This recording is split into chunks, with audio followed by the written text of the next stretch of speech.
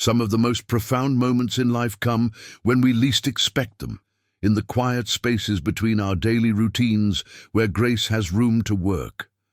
Samuel Yoder had lived 63 years, following the same worn paths through his Pennsylvania farmland, content in his solitude, comfortable with his choices. But on this particular morning, as autumn painted the countryside in shades of amber and rust, something stirred in his heart that he hadn't felt in decades.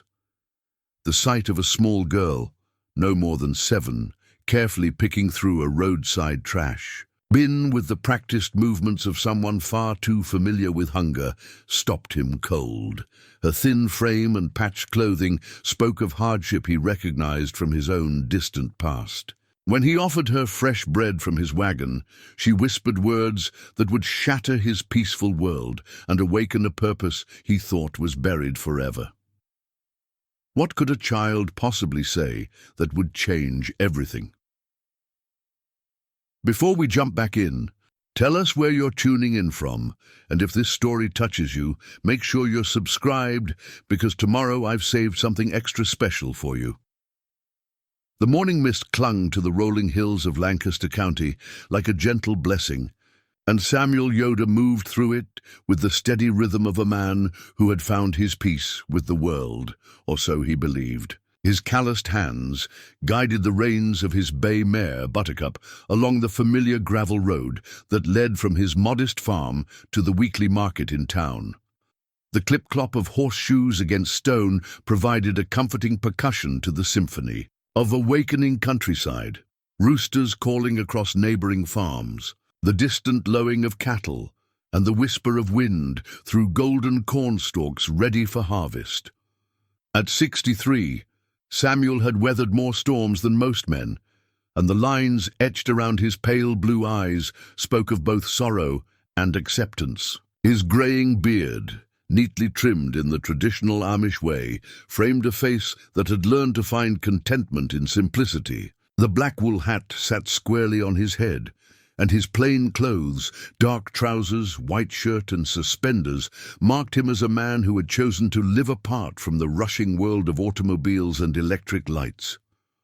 5 years had passed since Martha's death, and Samuel had grown accustomed to the silence that filled their small farmhouse each evening. Where once her gentle humming had accompanied his woodworking in the basement workshop, now only the sound of his plane against pine boards marked the passage of time. The kitchen table, once set for 2, now held only his single-place setting, and the worn Bible that had belonged to his father. In the back of his wagon, carefully arranged wooden toys caught the early morning light, and carved horses, simple dolls, and miniature farm sets represented hours of patient craftsmanship. Among them sat a particular treasure, a small wooden horse he had carved 40 years ago for his younger brother Jacob, who had died of pneumonia. At age 8, Samuel had kept it all these years, unable to sell it, unable to throw it away, carrying it to market each week like a talisman of memory. The horse was perfect in its simplicity, smooth curves that suggested movement, ears pricked forward with curiosity, legs positioned as if ready to gallop across an endless meadow. Jacob had played with it for only 3 months before the fever took him, but in those months the toy had been his constant companion. Samuel remembered the joy in his brother's eyes, the way he would gallop the wooden horse across the kitchen floor while their mother kneaded bread, making soft nickering sounds that would make everyone smile. "Samuel!" a voice called from across a fence rail, interrupting his reverie. Sarah Stoltzfus waved from her vegetable garden, her bonnet slightly askew from her morning labors. At 58, she was a widow herself, having lost her husband, Daniel, 3 years prior, in a farming accident. Her garden was legendary in the community for its abundance, and she had often shared its bounty with Samuel during the lonely months after Martha's passing. "Good morning, Sarah," Samuel called back, pulling gently on the reins to slow Buttercup. "Garden's looking fine this year." "The Lord's been generous with the rain," she replied, straightening her back and walking toward the fence. Her face carried The same weathered peace that marked Samuel's, but her eyes held a warmth that hadn't been dimmed by loss. "You heading to market?" "Same as always," Samuel nodded, gesturing toward his cargo of wooden crafts. "Got some new pieces this week." "Finished. A rocking horse that took me near a month to complete." Sarah's eyes lingered on the small wooden horse nestled among the larger toys. She knew its story, as did most of the older members of their community. Jacob Yoder's death had marked Samuel profoundly, shaping him into the quiet, introspective man he had become. "Will you be stopping by Bishop Miller's on your way back?" she asked, her voice carrying a note of gentle concern. "He's been asking about you." Samuel's jaw tightened almost imperceptibly. Bishop Miller had been asking about him more frequently lately, concerned about Samuel's growing isolation from community gatherings. The bishop worried that Samuel's grief was hardening into something unhealthy, a withdrawal from the very fellowship that gave their faith its strength. "Perhaps," Samuel answered diplomatically. "Depends on how the market goes." Sarah nodded, understanding the careful balance between community obligation and personal privacy that governed their world. "He means well, Samuel. We all do." "I know," Samuel replied, and he genuinely did. The Amish way was built on mutual support, on the understanding that no one should bear their burdens alone. But Samuel had grown comfortable with his solitude, found it easier than the well-meaning questions and gentle pressures to move forward that seemed to follow him at every church gathering. As Buttercup resumed her steady pace, Samuel reflected on the path that had brought him to this place of chosen isolation.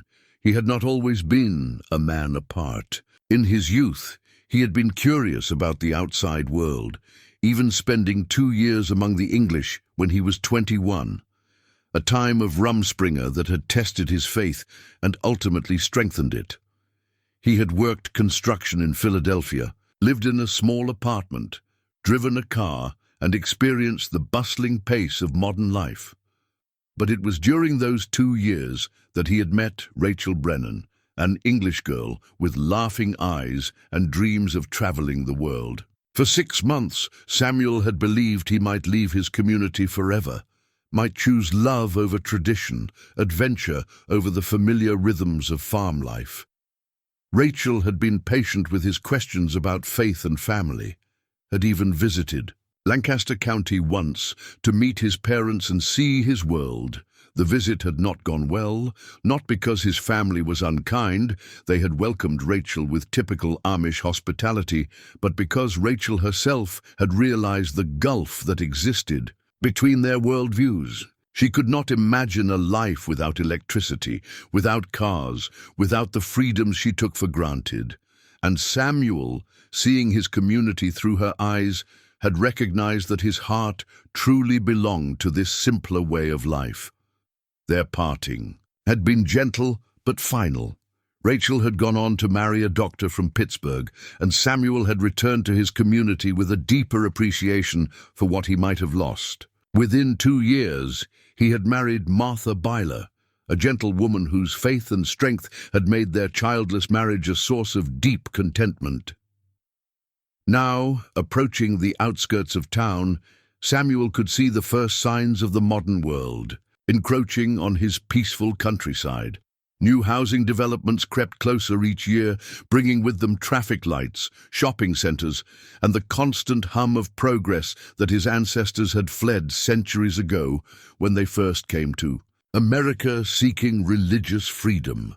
The market square in Strasbourg was already bustling with activity. English customers moved between the Amish vendors, cameras clicking as they captured images of authentic handcrafts and traditional clothing. Samuel had long ago made peace with being viewed as a curiosity, a living museum piece. The income from his woodworking was essential, and he took pride in the quality of his work, regardless of the motivations of his customers. He set up his display with practiced efficiency, arranging the toys and small furniture pieces in an appealing pattern on the wooden table he brought each week. The rocking horse drew immediate attention from a young mother pushing a stroller, and Samuel found himself explaining the construction techniques, the type of wood used, the careful attention to safety that went into every piece. "Do you have any grandchildren who play with toys like these?" the woman asked, her 3-year-old son reaching eagerly toward the wooden horse. "No," Samuel answered simply, the response he always gave to such questions. He did not elaborate, did not explain about the children he and Martha had hoped for, but never been blessed with, did not mention the ache that questions like this still caused after all these years. The morning passed quietly, with steady sales and the familiar interactions with regular customers who had come to know Samuel over the years. Mrs. Peterson, an elderly Englishwoman, always bought a small toy for her great-grandchildren. The Williams family stopped by monthly to purchase furniture pieces for their growing household. Young couples, newly married and setting up homes, often sought out Samuel's simple, well-crafted kitchen items. As the sun reached its zenith, Samuel packed his remaining wares and prepared for the journey home. The small wooden horse sat unsold once again, as it did every week. Samuel told himself he brought it for sentimental reasons, but deep down he knew he could never actually sell it. It carried too much of Jacob's memory, too much of his own lingering guilt over his brother's death. The guilt was irrational, he knew. Jacob had died of pneumonia, not from anything Samuel had done or failed to do. But Samuel had been 15, at the time, old enough to feel responsible for his younger brother's welfare, young enough to believe that somehow he should have been able to prevent the tragedy. The weight of that guilt had shaped many of his life choices, including his decision to live quietly, to avoid forming attachments that might lead to loss. The road home seemed longer than usual, and Samuel found his mind wandering to thoughts of legacy and purpose. What would remain of his life when he was gone? His woodworking would be dispersed among strangers, his farm would likely be sold to developers, and his name would be remembered only until the last person who had known him passed away. Martha used to tease him about such melancholy thoughts. "The Lord didn't put us here to worry about being remembered," she would say, her hands never pausing in their work, kneading bread, mending clothes, tending her small herb garden. "He put us here to love and serve, and that's enough." But without Martha's gentle wisdom to guide him, Samuel found himself increasingly drawn to questions about meaning and purpose. Had he served God faithfully? Had his life made any difference in the world? Was contentment with simplicity enough, or was he called to something more? As Buttercup rounded the curve that would bring his farmhouse into view, Samuel offered up a quiet prayer, not for answers necessarily, but for peace with the questions themselves. He had learned long ago that God's timing was not man's timing, that purposes revealed themselves slowly, like sunrise painting the morning sky. He could not have imagined, as he guided his horse toward the familiar barn, that his prayer was about to be answered in a way that would shake the very foundations of his carefully ordered world. The next morning dawned grey and drizzling, the kind of autumn weather that seemed to seep into old bones and remind a man of his mortality. Samuel had risen before sunrise, as was his custom, tending to Buttercup and the handful of chickens that provided eggs for his simple meals. The routine brought him comfort. The familiar smell of hay and oats, the soft nickering of his mare as she recognized his footsteps, the reliable rhythm of chores that anchored his days. He was loading his wagon for another trip to market when he first noticed her, a small figure hunched beside the large green dumpster that sat at the edge of the public road, about a quarter-mile from his property line. The dumpster served several of the newer houses that had been built on what used to be the old Henderson farm, and Samuel had grown accustomed to seeing the weekly garbage truck rumble past his quiet lane. But this morning, someone was there ahead of the truck, someone very small. Samuel paused, his hands stilling on the wooden crate he was securing in the wagon bed. The figure was definitely a child, moving with deliberate purpose around the base of the dumpster. Even from this distance, he could see that she was dressed inadequately for the weather. No coat, just a thin sweater that seemed too large for her frame. His first instinct was to look away, to mind his own business as he had been taught. The English world had its own problems, its own systems for dealing with such matters. But something about the child's methodical movements, the careful way she examined items before discarding them, spoke of a desperation that transcended cultural boundaries. Samuel found himself walking toward the road, Buttercup's reins forgotten in his hand. As he drew closer, more details became clear. The child was a girl, perhaps 7 or 8 years old, with tangled brown hair that hung past her shoulders. Her jeans were too big, held up with a piece of rope around her waist, and her sneakers were worn through at the toes. She worked with the focused concentration of someone much older, sorting through the discarded items with practiced efficiency. "Child," Samuel called gently when he was close enough to be heard without startling her. "Are you all right?" The girl's head snapped up, her dark eyes wide with fear. For a moment, Samuel thought she might run, and he held very still, the way he would when approaching a frightened animal.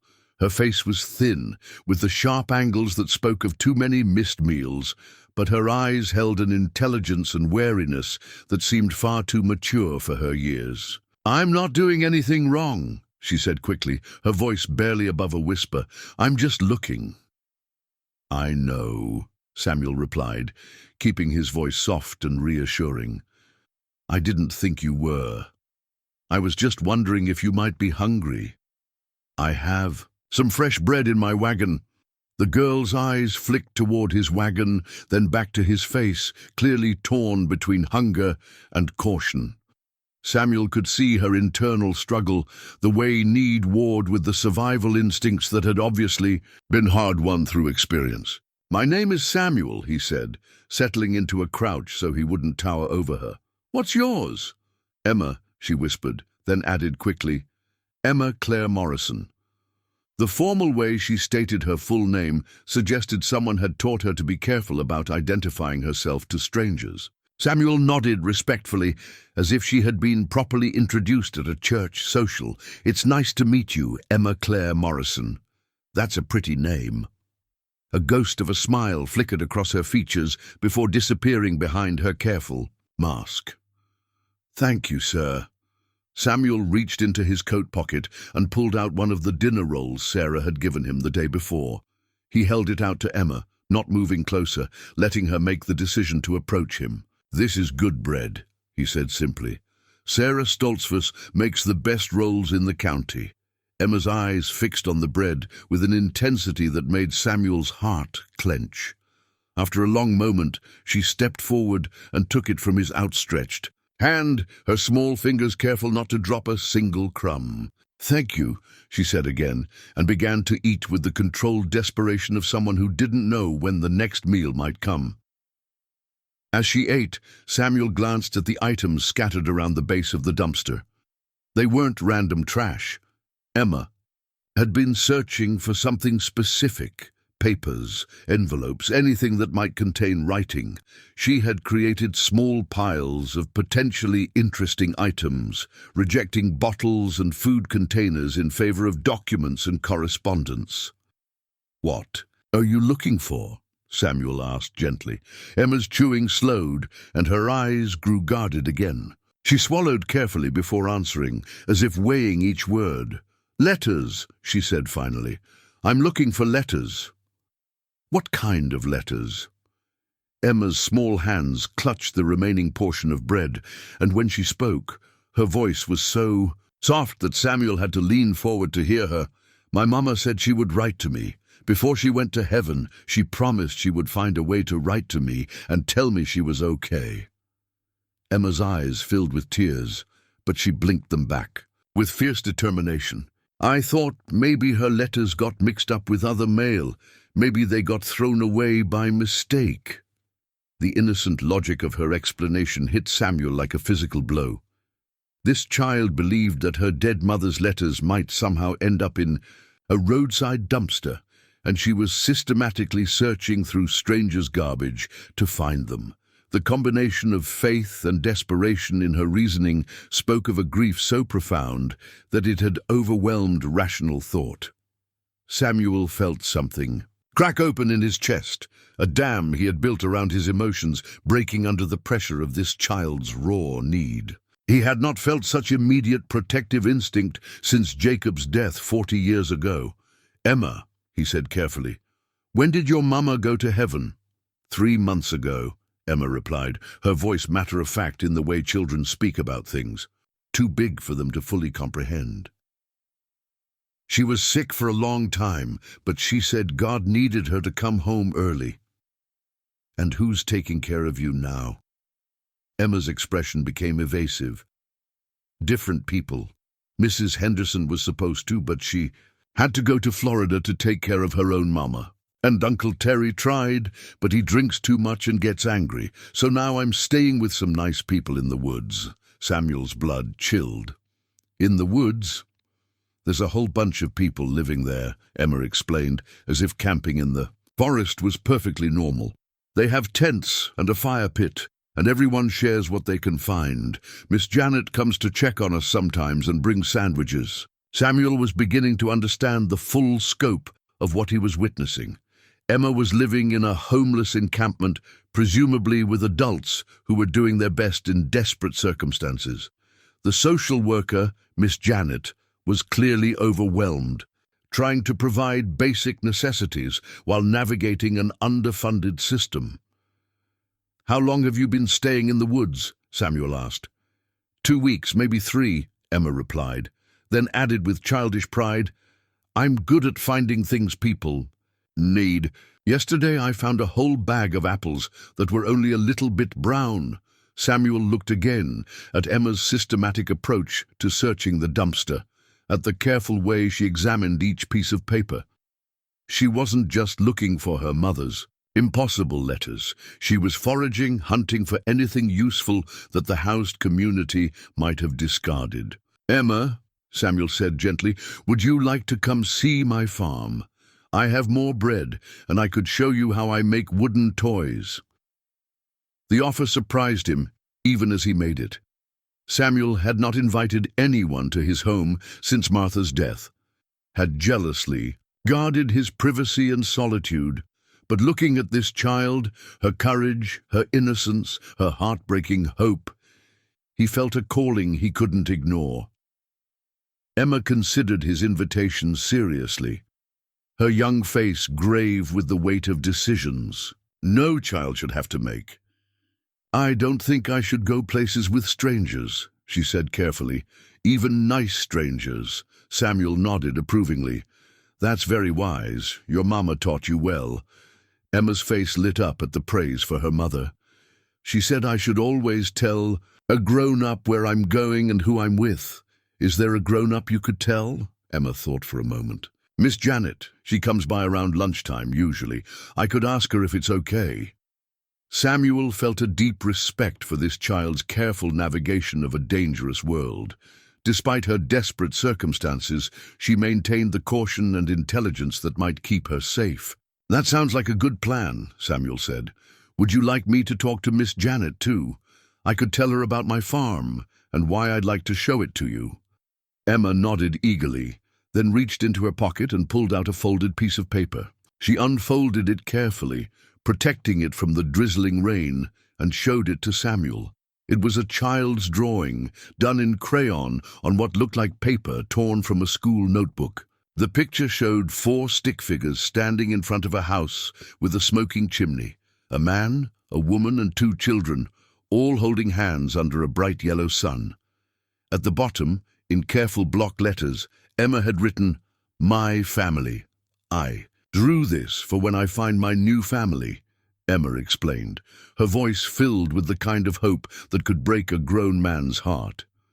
"Miss Janet says maybe someone will want to adopt me, but they have to be the right kind of family. The kind that would let me keep looking for Mama's letters." Samuel studied the drawing, noting the careful attention to detail. The flowers in the yard, the curtains in the windows, the dog playing in the grass. This wasn't just a child's fantasy, it was a blueprint for belonging, a vision of the security and love that every child deserved. "It's a beautiful picture," Samuel said softly. "Your mama would be very proud." Emma carefully folded the drawing and put it back in her pocket. "Do you think she can see me from heaven?" Samuel thought of Jacob. Of all the years he had wondered the same thing about his brother's watchful presence. "I think mamas who love their children never really stop watching over them," he said, "even when they can't write letters anymore." Emma considered this seriously, and Samuel saw the exact moment when understanding replaced hope in her eyes. She was beginning to accept what the adults around her had probably been trying to gently tell her, that her mother's letters would never come. "Maybe," Emma said quietly, "maybe she finds other ways to talk to me." Samuel felt tears prick his own eyes. This child's capacity for faith, even in the face of devastating loss, humbled him completely. "Maybe she does," he agreed. "Maybe she sent me to find you this morning." Emma looked up at him with wonder, as if the possibility had never occurred to her. "Do you think so?"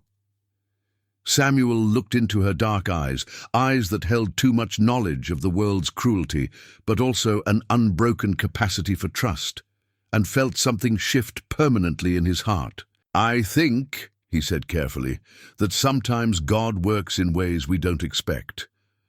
True to her word, Emma waited for Miss Janet's arrival before accepting Samuel's invitation to visit his farm. The social worker arrived in a battered Honda Civic, her arms loaded with brown bag lunches and a worried expression that seemed permanently etched on her features. Janet Collins was perhaps 40 years old, with greying hair pulled back in a practical ponytail and the kind of tired eyes that spoke of too many cases and not enough resources. Samuel watched from a respectful distance as Emma ran to meet her, chattering excitedly about the kind man with the wagon who wanted to show her wooden toys. Janet's gaze found Samuel immediately, and he saw the wariness there, the protective instinct of someone who had seen too many children hurt by adults who claimed to want to help. "You must be Samuel," Janet said, approaching with Emma's small hand firmly clasped in hers. "Emma tells me you've been very kind to her." "She's a remarkable child," Samuel replied simply. "I wondered if she might like to see how wooden toys are made. I have a workshop on my farm." Janet studied Samuel's face, taking in his plain dress, his calm demeanor, and the gentle way he spoke to Emma. As a social worker dealing with the county's most vulnerable children, she had developed keen instincts about people's motivations. "Emma also mentioned you offered her food," Janet said carefully. "Fresh bread," Samuel confirmed. "She seemed hungry." Janet's expression softened slightly. "She's always hungry. They all are." She gestured toward the wooded area beyond the road, where smoke from cooking fires could be seen rising through the trees. "We're dealing with 17 adults and 6 children in that camp. The county's emergency shelter system is completely overwhelmed." Samuel felt his understanding of the situation expanding. This wasn't just about Emma. She was part of a larger community of displaced people, families who had fallen through the cracks of an inadequate social safety net. "I'd like to help," Samuel said, surprising himself with the words. "Not just Emma, but all of them." Janet's eyebrows rose. "That's generous, but I have to be honest. The needs are enormous. Most of these people lost their housing due to medical debt, job losses, family breakdowns. They need more than meals. They need stable housing, health care, job training." "I understand," Samuel replied. "But sometimes people need to know someone cares before they can believe in larger solutions." Something in Samuel's tone made Janet reconsider her initial assessment. She had dealt with plenty of well-meaning volunteers who offered help with grand gestures but disappeared when the work became difficult or complex. But this quiet Amish man seemed to understand that real help required sustained commitment. "All right," Janet said finally. "Emma can visit your farm for a few hours. I'll need your address and phone number?" She stopped, remembering that most Amish didn't have phones in their homes. "I have a phone in my workshop for business purposes," Samuel said, understanding her dilemma. "And my neighbor, Sarah Stoltzfus, has offered to vouch for my character if you'd like to speak with her." Emma tugged on Janet's sleeve. "Can we go see the toys now, please?" Janet smiled, the first genuine smile Samuel had seen from her. "Yes, sweetheart, but only for a few hours, and then I'll come pick you up." The drive to Samuel's farm was a revelation for Emma. She sat beside him on the wagon seat, her eyes wide as they passed through rolling farmland dotted with traditional Amish homes. She asked questions about everything: why horses instead of cars, why the men had beards, why there were no power lines leading to the houses. "We believe in living simply," Samuel explained. "Not because modern things are bad, but because simple living helps us focus on what's really important: family, faith, community." "What if you get sick and need to go to the hospital?" Emma asked. "Practically, we hire English drivers when we need to travel far," Samuel said, "and we have doctors who understand our ways. We're not completely separate from the modern world. We just choose to engage with it differently." Emma considered this. Seriously, like choosing the good parts but not the scary parts? Samuel was struck by her intuitive understanding. Something like that. When they reached his farmhouse, Emma stood in the wagon and surveyed the property with the appraising eye of someone much older. The house was modest but well-maintained, with a large vegetable garden, a small orchard, and outbuildings that spoke of a working farm. Chickens pecked in the yard, and Buttercup whinnied softly as they approached the barn. "It's like the picture I drew," Emma said softly, pulling the folded paper from her pocket. "Except it's real." Samuel helped her down from the wagon, noting how light she felt, how her small bones seemed fragile beneath her oversized clothes. In his workshop, Martha's old sewing basket sat on a high shelf, filled with fabric scraps and partially completed projects. Among them were several small dresses and shirts that Martha had begun making years ago, when they still believed children might come to fill their home. Samuel had never been able to bring himself to discard them.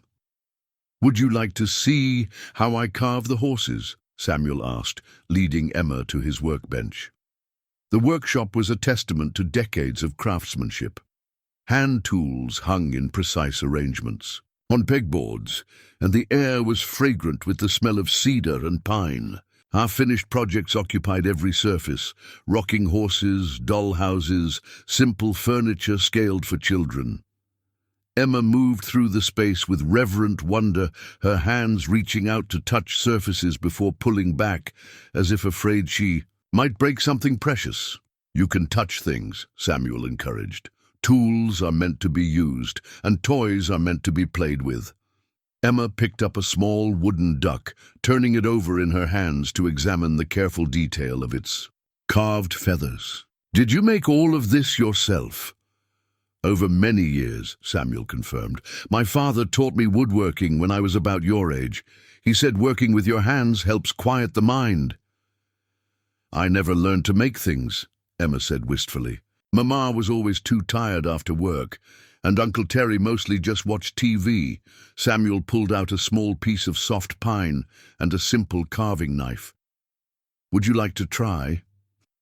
Emma's eyes lit up with excitement, then clouded with uncertainty. "What if I mess it up?" "Then we start with a new piece of wood," Samuel said matter-of-factly. "That's the nice thing about working with natural materials. There's always more trees growing." For the next 2 hours, Samuel guided Emma through the basics of wood carving. Her small hands were surprisingly steady, and she showed an intuitive understanding of how to follow the grain of the wood. Under his patient instruction, she managed to create a simple flower shape, sanding it smooth with fine grit paper until it felt like silk. "It's beautiful," Emma said, holding her creation up to the light streaming through the workshop window. "You have natural talent," Samuel observed, and meant it. "With practice, you could make wonderful things." As they worked, Emma began to share more of her story. Her mother had worked 2 jobs, cleaning offices at night and serving lunch at a diner during the day. They had lived in a small apartment above a laundromat, and Emma had attended the local elementary school when her mother's schedule allowed for consistent drop-offs and pickups. "Mama got sick last winter," Emma explained, carefully shaping a petal with her knife. "She kept working because we needed the money, but she got sicker and sicker. The doctor said her lungs were full of bad stuff from cleaning chemicals." Samuel felt anger rising in his chest at the injustice of a system that forced people to choose between health and survival. "Did you have other family to help?" "Uncle Terry is Mama's brother, but he's got problems," Emma said diplomatically. "And Daddy—" She stopped, her small face closing off. "You don't have to talk about things that hurt," Samuel said gently.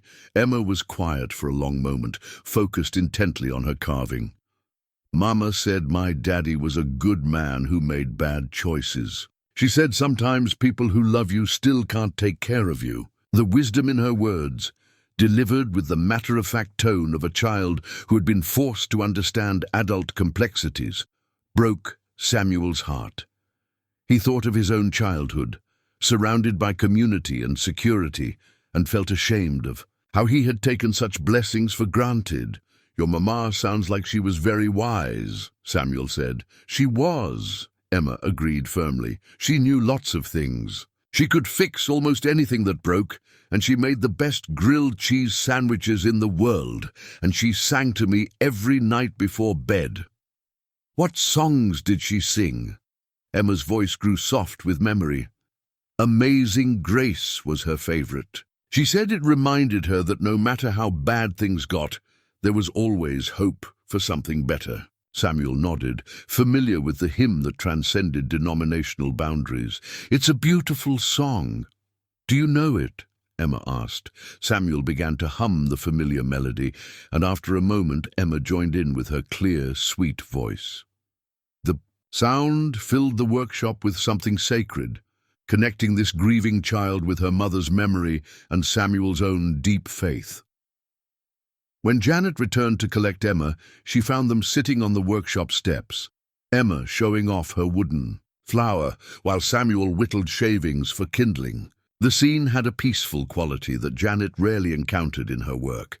A child relaxed and engaged, an adult offering patient attention without agenda. "How did it go?" Janet asked. "Mr. Samuel is the best teacher ever," Emma announced. "Look, what I made."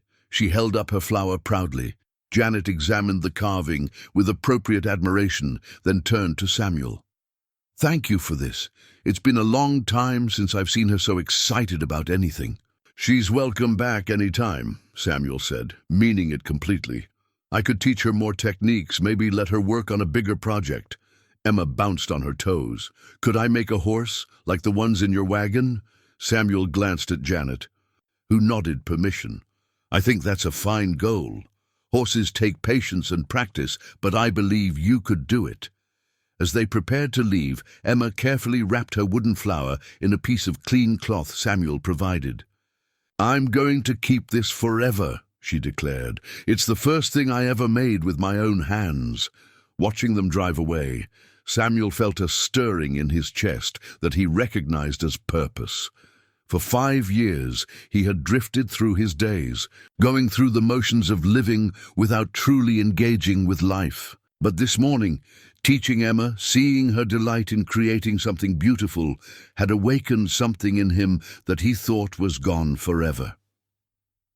That evening, alone in his kitchen, Samuel opened Martha's sewing basket for the first time since her death.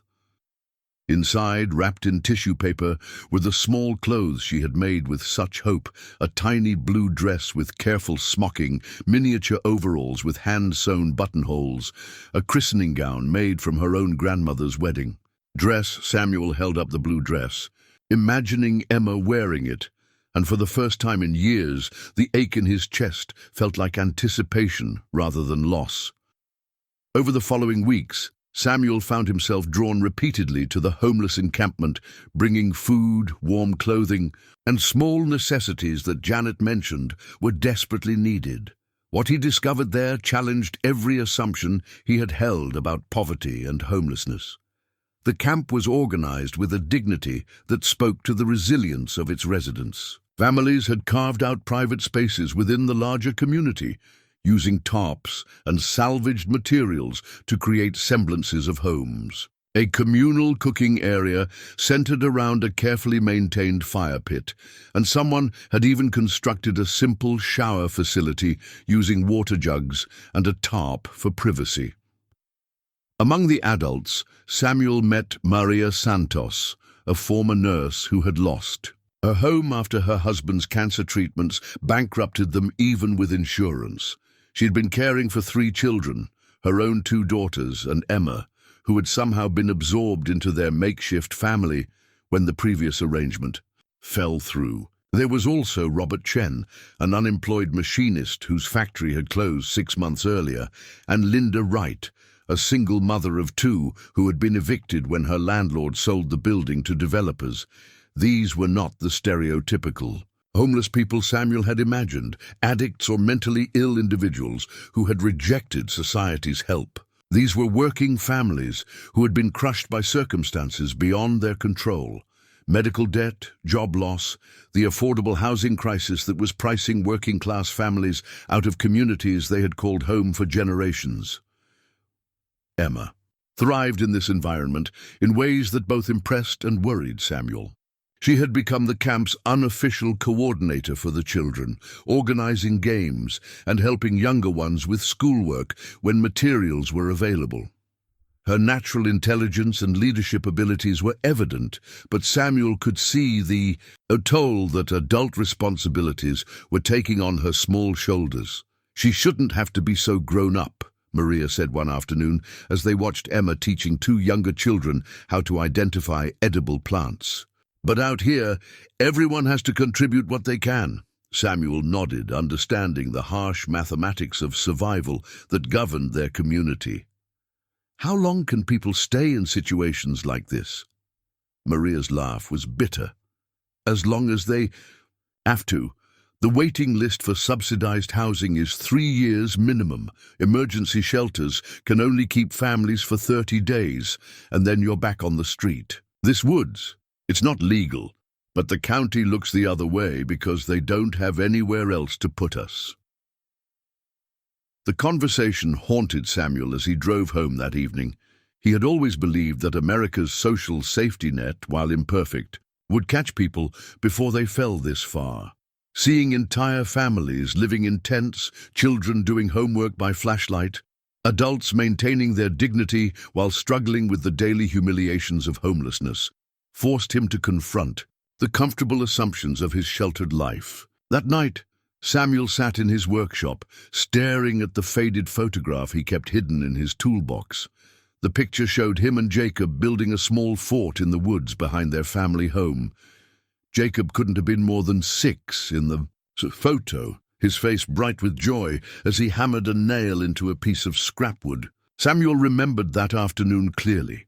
The way his little brother had insisted on doing every task himself, the patience their father had shown as Jacob struggled with tools too big for his hands. For 40 years, Samuel had carried the weight of Jacob's death, believing somehow that he should have been able to save his brother, should have recognized the signs of pneumonia sooner, should have done something different. The guilt had shaped his entire adult life, making him cautious about forming deep attachments, afraid to love too completely because loss was inevitable. But watching Emma navigate her impossible circumstances with such grace and courage, Samuel began to understand something his grief had obscured. Jacob's death had not been a failure on his part, but a tragedy that required him to honor his brother's memory through action, not paralysis. The next morning brought troubling news. Janet arrived at the camp with official paperwork and a grim expression. The county had received complaints about the encampment from nearby residents, and the sheriff's department had issued a notice requiring everyone to vacate the area within 30 days. "Where are people supposed to go?" Maria demanded, her nursing training evident in the way she immediately began assessing the health implications of displacement. "The county is working on temporary solutions," Janet replied, but her tone suggested these solutions were inadequate. "There's talk of opening a gymnasium as an emergency shelter, but it would be just sleeping bags on a floor, no privacy, families separated by gender." Samuel watched Emma absorb this news with the stoic acceptance of someone who had learned not to expect stability. She continued sorting through a bag of donated clothing, setting aside items that might fit the younger children, but he could see the fear in her eyes. "What about foster care for the children?" Samuel asked quietly. Janet's expression grew even more troubled. "The system is overwhelmed. Emma's case is particularly complicated because she doesn't have clear legal guardianship. Maria has been caring for her, but without formal paperwork, and with her own children to worry about." Janet shrugged helplessly. "What would it take to become Emma's guardian?" Samuel asked, the words surprising him even as he spoke them. The entire camp went quiet. Maria stared at him with a mixture of hope and suspicion. Janet's eyebrows rose in astonishment. Emma looked up from her sorting, her dark eyes wide with cautious possibility. "Are you serious?" Janet asked. Samuel thought of Jacob's Bible, hidden away in his bedroom dresser for all these years, because he couldn't bear to look at the carefully underlined passages about caring for orphans and widows. He thought of Martha's sewing basket, full of clothes made for children who never came. He thought of his workshop, large enough for 2 people to work side by side, and his farmhouse, echoing with years of solitude. "Yes," Samuel said firmly. "I'm serious." The bureaucratic requirements were staggering. Background checks, home inspections, financial assessments, references from community members, psychological evaluations. Samuel would need to prove his ability to provide for Emma's physical, emotional, and educational needs while navigating a legal system designed to be cautious about placing vulnerable children. "The process typically takes 6 to 8 months, Janet explained as they walked through the paperwork in her cramped county office, "and there are no guarantees. The court will want to see that you can provide stability, that you understand the challenges of parenting a child who has experienced trauma." Samuel nodded, absorbing the magnitude of what he was undertaking. "What about Emma's wishes? Doesn't she have any say in the matter?" "At her age, her preferences will be considered, but won't be determinative," Janet said. "The court's primary concern is her best interests as they define them." That evening, Samuel sat with Emma on his front porch as the sun set behind the rolling hills. She had been unusually quiet during her visit to his workshop that day, working on her horse carving with focused intensity, but saying little. "Miss Janet told me you want to be my foster daddy," Emma said finally, not looking up from the piece of wood in her hands. "I'd like that very much," Samuel replied carefully. "But only if it's what you want, too." Emma was quiet for a long moment, and Samuel could see her weighing possibilities with the careful consideration of someone who had learned that adult promises were fragile things. "Would I have to stop looking for Mama's letters?" she asked. Samuel's heart clenched at the question.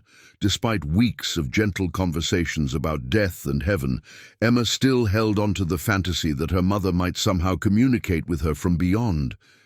The adults in her life had learned not to challenge this directly, understanding that hope, even impossible hope, sometimes provided the strength to survive unbearable loss. "You could look for whatever you needed to look for," Samuel said honestly. "But maybe we could also think about other ways your mama might be talking to you." Emma considered this. "Like what?"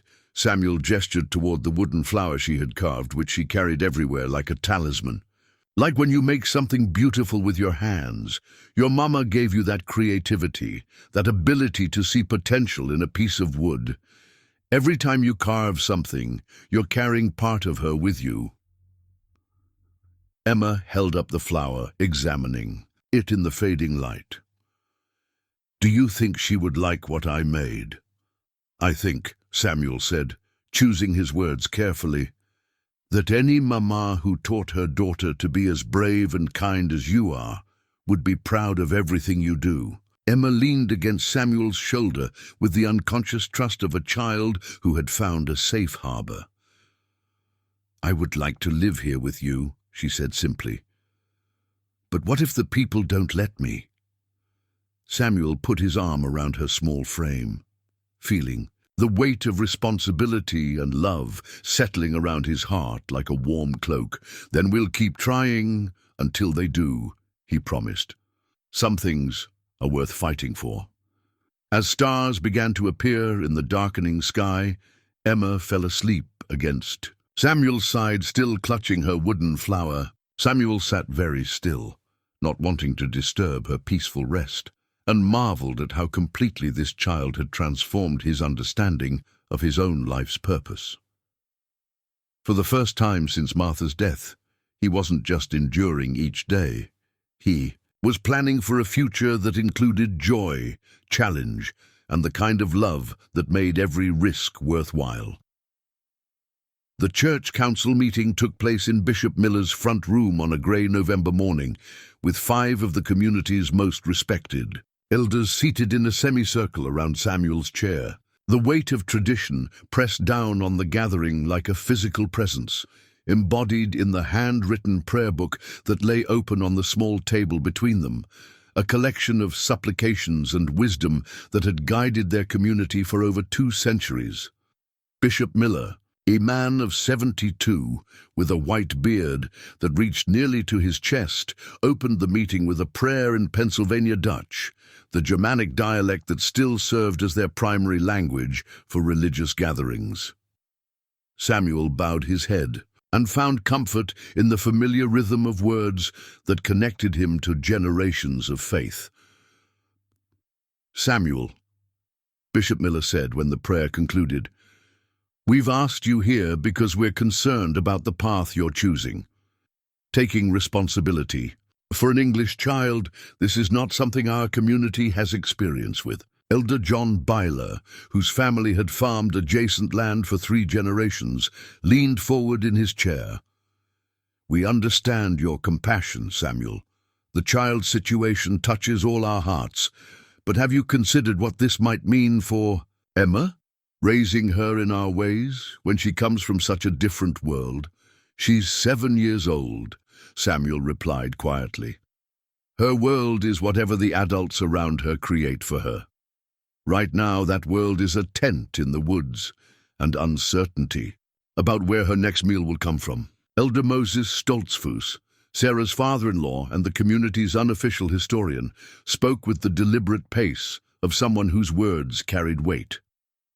Our ancestors came to America to preserve a way of life, Samuel. We separate ourselves, not from hatred of the outside world, but to protect what we believe God has called us to be. When we bring outsiders into our community, especially children, we risk losing the very thing we've worked so hard to maintain. Samuel had expected this argument. The Amish commitment to cultural preservation was not born of prejudice, but of hard-won experience. For centuries, they had watched other religious communities dissolve into the broader culture, their distinctive beliefs and practices diluted beyond recognition. I'm not asking the community to change, Samuel said. I'm asking for permission to follow what I believe is God's calling in my own life. Bishop Miller consulted the prayer book, his weathered finger tracing lines written in elegant German, script by some long-dead ancestor. Here, he said, reading slowly, it says that we must be careful not to be unequally yoked with unbelievers, that our primary obligation is to the preservation of the faithful community. And here, Samuel, replied, his own voice growing stronger. Scripture tells us that true religion is to care for orphans and widows in their distress. Emma is both orphaned and in distress. How can caring for her conflict with God's will? The room fell silent, except for the ticking of the mantel clock and the distant sound of horses in Bishop Miller's paddock. Samuel could feel the weight of their collective concern, their genuine struggle between compassion and caution. Elder Daniel Fisher, the youngest member of the council at 55, broke the silence. There are practical concerns, Samuel. How will you educate her? Our school teaches only through 8th grade and in ways that prepare children for our life. Will that be sufficient for an English child who might choose to return to the outside world? I'll provide whatever education she needs, Samuel replied. If that means hiring English tutors or finding other arrangements, I'll do what's necessary. And what about marriage? Elder Byler asked. When she comes of age, will she be expected to marry within the community? Will young Amish men court a girl who wasn't born to our ways? Samuel felt the complexity of the questions they were raising. These weren't obstacles born of prejudice, but genuine concerns about Emma's future integration into a community that valued conformity and shared beliefs above individual expression. I can't predict what Emma will choose when she's grown, Samuel admitted. But I can provide her with love, stability, and the foundation to make wise choices. Isn't that what every parent owes their child? Bishop Miller closed the prayer book and studied Samuel's face with the penetrating gaze of someone who had guided souls for half a century. You've been living alone since Martha's death, Samuel. Grief can make us seek to fill empty spaces in ways that aren't always wise. Are you certain this isn't about your own loneliness rather than the child's needs? The question hit Samuel like a physical blow, forcing him to examine motivations he hadn't fully acknowledged even to himself. Was his desire to help Emma driven by genuine love for her, or by his own need to fill the silence that had enveloped his life since Martha's passing? I won't lie to you, Samuel said finally. I have been lonely. And yes, Emma brings joy into my days in ways I'd forgotten were possible. But when I see her searching through garbage for letters from her dead mother, when I watch her take care of younger children because the adults around her are too broken by their circumstances to provide proper care, my loneliness becomes irrelevant. She needs someone to fight for her, and I'm willing to be that person. Elder Stoltzfus nodded slowly, his expression thoughtful. I remember when you left us for those 2 years in your youth, Samuel. You came back with a deeper understanding of why our ways matter. Perhaps this situation offers similar opportunity for learning. But what if the child rejects our ways? Elder Byler pressed. What if she grows up resenting the limitations of our life and leaves, taking your heart with her? Samuel thought of Jacob, of the way love could be lost in an instant, despite every precaution, every prayer, every desperate hope. Then I will have loved her as fully as I could for whatever time God gave us together. Isn't that what love requires? The willingness to risk loss for the sake of caring deeply?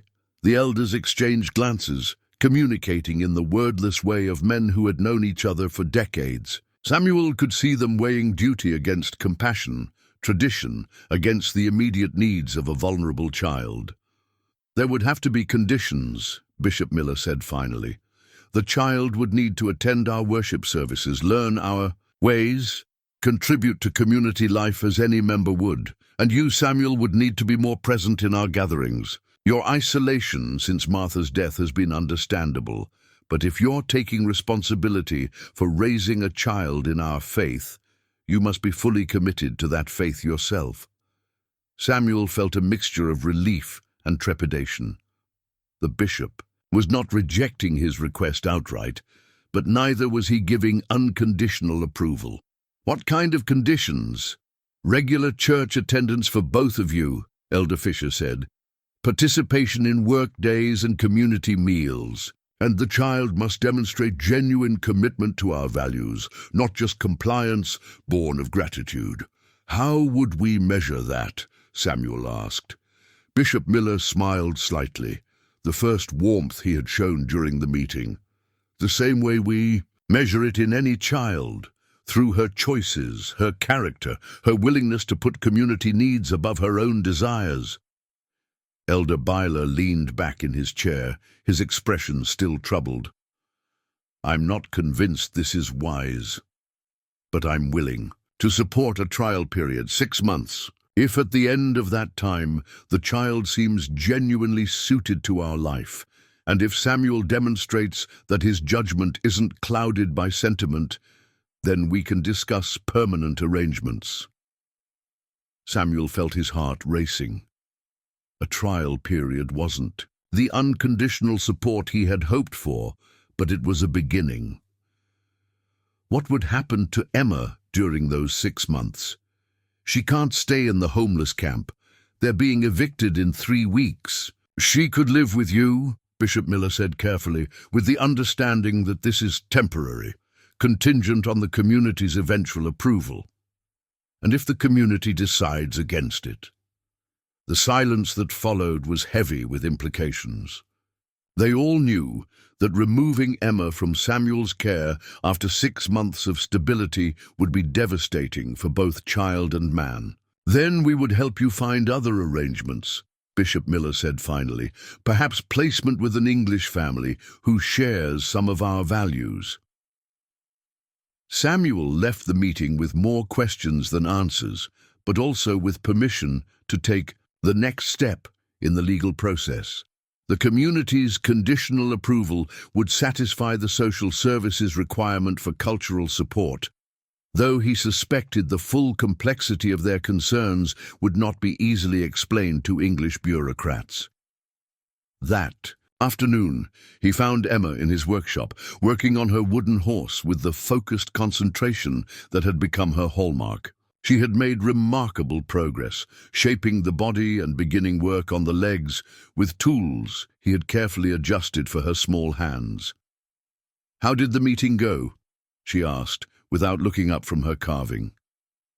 Samuel was struck again by her intuitive understanding of adult concerns. 7-year-olds should not have to worry about the political implications of their living situations. Yet Emma navigated such complexities with remarkable grace. "They said you could live with me while we work through all the legal requirements," Samuel said. "But it's not permanent yet. There will be a time when they decide whether this arrangement is best for everyone." Emma nodded, unsurprised by the conditional nature of adult promises. "What do I need to do to make them like me?" The question broke Samuel's heart. This child, who had already endured more loss and uncertainty than many adults, was now focused on performing acceptability for yet another group of people who held power over her future. "Just be yourself," Samuel said gently. "Be the kind, intelligent, hard-working person you already are. The rest will take care of itself." Emma looked up at him with the serious expression that had become familiar. "What if myself isn't good enough?" Samuel knelt beside her workbench so their eyes were level. "Emma, you are more than good enough. You are a gift to me, to this community, to the world. Don't ever let anyone make you believe otherwise." For the first time since he had known her, Emma's careful composure cracked slightly. Tears gathered in her dark eyes, and she set down her carving tools with shaking hands. "I don't want to mess this up," she whispered. "This is the best place I've ever been, and you're the nicest person I've ever met. And if I do something wrong and have to leave..." Samuel gathered her into his arms, feeling her small body shake with the weight of fears no child should carry. "You're not going to mess anything up," he said firmly. "We're going to figure this out together, and whatever happens, you're going to be loved and cared for. That's a promise I can keep." As he held Emma and felt her gradually relax against his shoulder, Samuel thought about the prayer book the elders had consulted with its centuries of accumulated wisdom about faith, community, and the difficult balance between preservation and growth. Somewhere in those pages, he was certain, was guidance for this situation, words written by people who had also struggled to follow God's calling in complicated circumstances. That night, alone in his kitchen after Emma had returned to the camp, Samuel opened his own Bible and searched for the passages he remembered from childhood, about welcoming strangers and caring for the least among them. The words seemed to leap off the page with new relevance, challenging him to trust that love, guided by faith, could navigate even the most complex obstacles.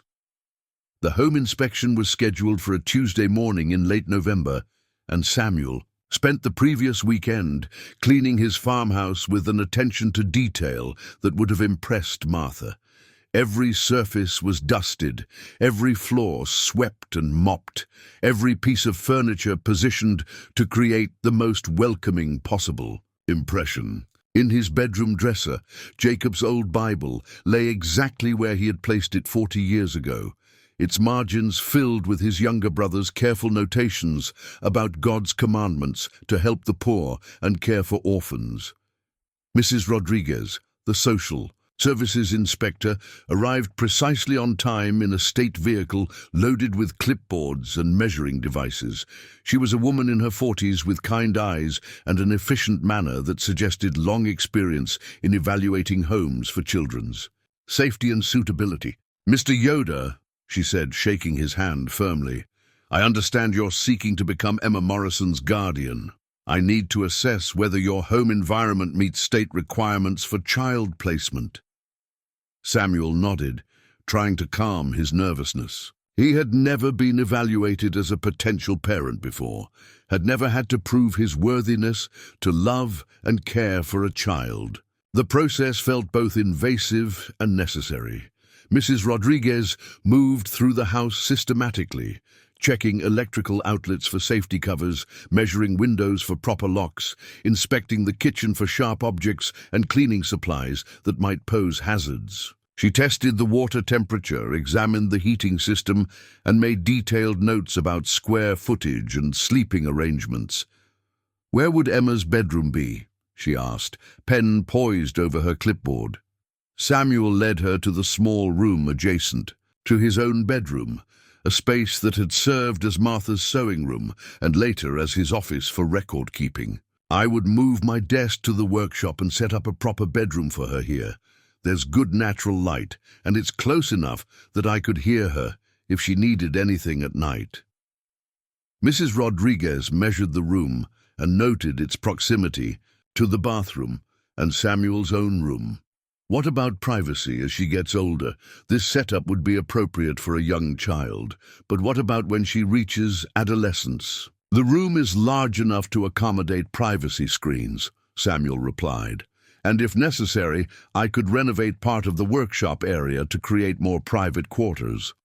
As they moved through the inspection, Samuel found himself seeing his home through the eyes of someone evaluating its suitability for raising a child. The farmhouse was solid and well-maintained, but it was also isolated, lacking many of the conveniences that modern children took for granted. "Tell me about Emma's educational needs," Mrs. Rodriguez said as they sat at his kitchen table to review her findings. "I understand the Amish community has its own school system, but Emma has been attending public school irregularly. How will you ensure educational continuity?" Samuel had prepared for this question. "The Amish school goes through 8th grade and provides excellent basic education. For Emma's remaining elementary years, this would be appropriate. If she chooses to pursue education beyond 8th grade, I'm prepared to support that through English tutoring, correspondence courses, or whatever arrangements are necessary." "What about extracurricular activities, sports, music, social activities with children her own age?" "Our community has its own social activities, work bees, barn raisings, seasonal celebrations. Emma would be included in all of these. As for other activities, I'm open to whatever serves her best interests." Mrs. Rodriguez made more notes, then looked directly at Samuel. Mr. Yoder, I have to ask some difficult questions. You're a 63-year-old single man seeking to adopt a 7-year-old girl. What's your motivation? And how do you plan to address the challenges of raising a child who has experienced significant trauma? Samuel had expected these questions, but still felt the weight of having to justify his calling. My motivation is simple. Emma needs someone to care for her, and I believe God has given me the ability and responsibility to be that person. As for the trauma, I understand it will require patience, possibly professional counseling and above. All consistent love and stability. Have you had experience with children? I helped raise my younger brother until his death when I was 15.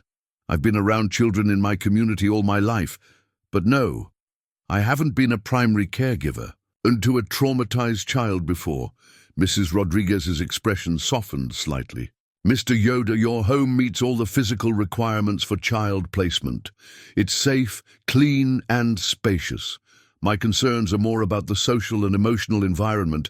Emma is coming from a very different cultural background. She's experienced significant loss and instability.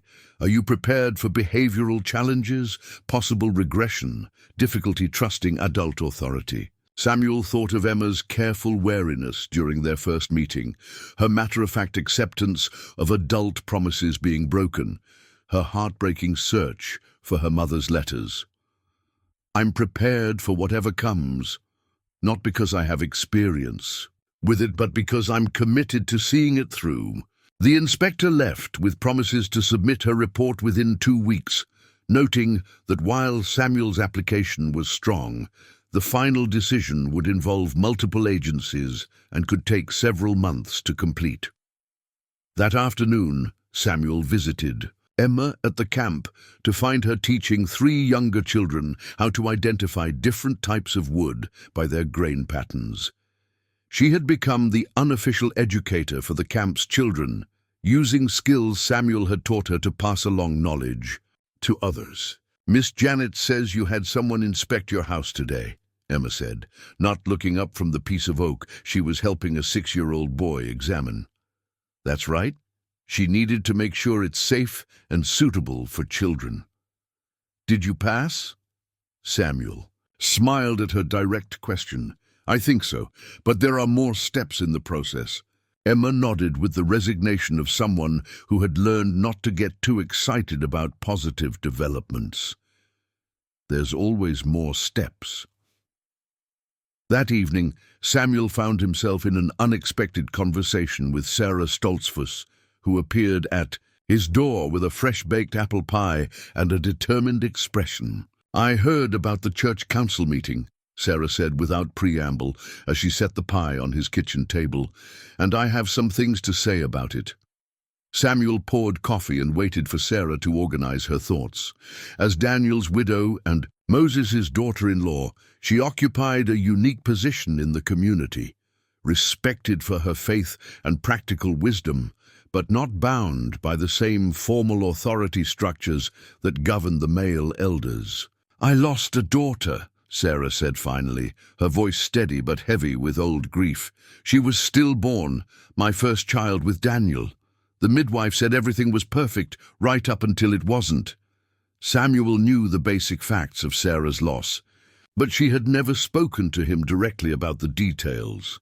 In their community, such private griefs were acknowledged but not extensively discussed. After that, we tried for 15 years to have children. Every month brought hope, then disappointment. Every birth in the community was a blessing I celebrated and secretly resented. Sarah's hands wrapped around her coffee cup as if seeking warmth.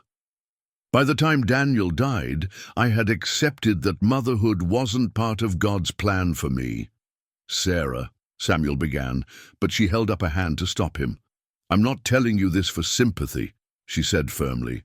I'm telling you because I understand what it means to have a parent's heart with no child to care for, and I understand what it means to be given an unexpected chance to love. Samuel waited, sensing she had more to say.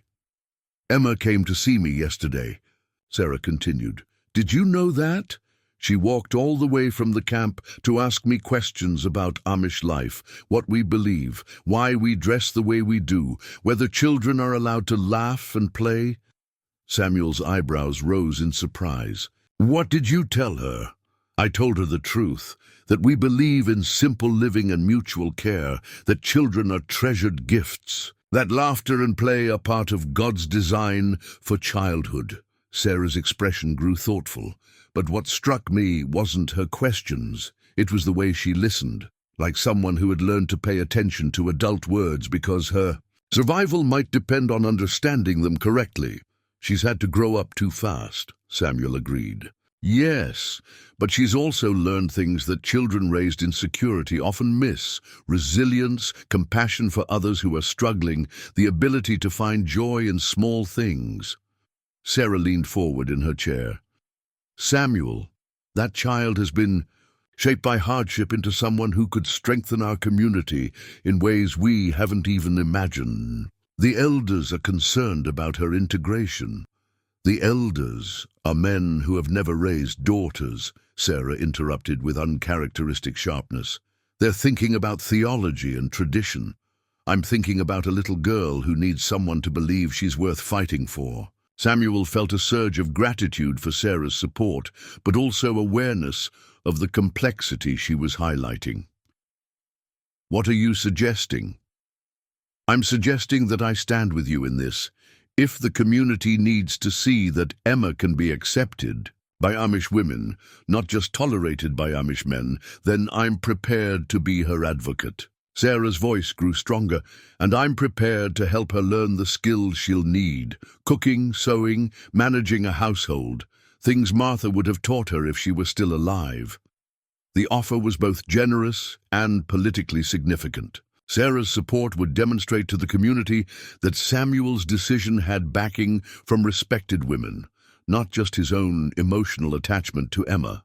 Are you certain? Samuel asked. This could be controversial. Sarah's smile was slight but determined. I'm 68 years old, Samuel. I've spent my entire adult life being careful about controversy, but some things matter more than keeping peace. That night, Samuel sat in his workshop, examining the progress Emma had made on her wooden horse. The carving was becoming recognizable, a young mare with her head turned as if listening for something. The proportions were correct, the details carefully rendered, and the surface smooth from hours of patient sanding. On impulse, Samuel reached into his toolbox and withdrew Jacob's Bible, a small, leather-bound volume that had accompanied his brother everywhere during the last months of his life. The pages fell open to Isaiah 40, where Jacob had underlined verse 11. He tends his flock like a shepherd. He gathers the lambs in his arms and carries them close to his heart. In the margin, in his brother's careful child's handwriting, was a simple note: God loves the little ones most. Samuel closed the Bible and held it against his chest, feeling the weight of memory and responsibility intertwining. Jacob had died before he could grow up to care for children of his own, but perhaps his legacy could live on through Samuel's willingness to provide the love and protection that every child deserved. The next morning brought word that the homeless encampment's eviction date had been moved up. They now had only 1 week to find alternative arrangements. Samuel made an immediate decision that surprised even him. Emma, he said when Janet brought the news to his farm, how would you feel about coming to stay here while we wait for all the paperwork to be completed?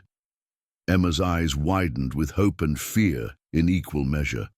But what if it's not allowed? What if I get you in trouble? Let me worry about what's allowed, Samuel said gently. Right now, you need a warm, safe place to sleep and adults who can take proper care of you. Everything else we'll figure out as we go. Janet looked between them, weighing regulations against humanitarian needs. It's irregular, she said finally, but given the circumstances, I think we can classify this as emergency placement pending formal approval. As Emma ran to collect her few possessions from the camp, Samuel felt the full weight of the commitment he was making. In 1 week, his quiet, solitary existence would end forever, replaced by the daily responsibilities and joys of raising a child.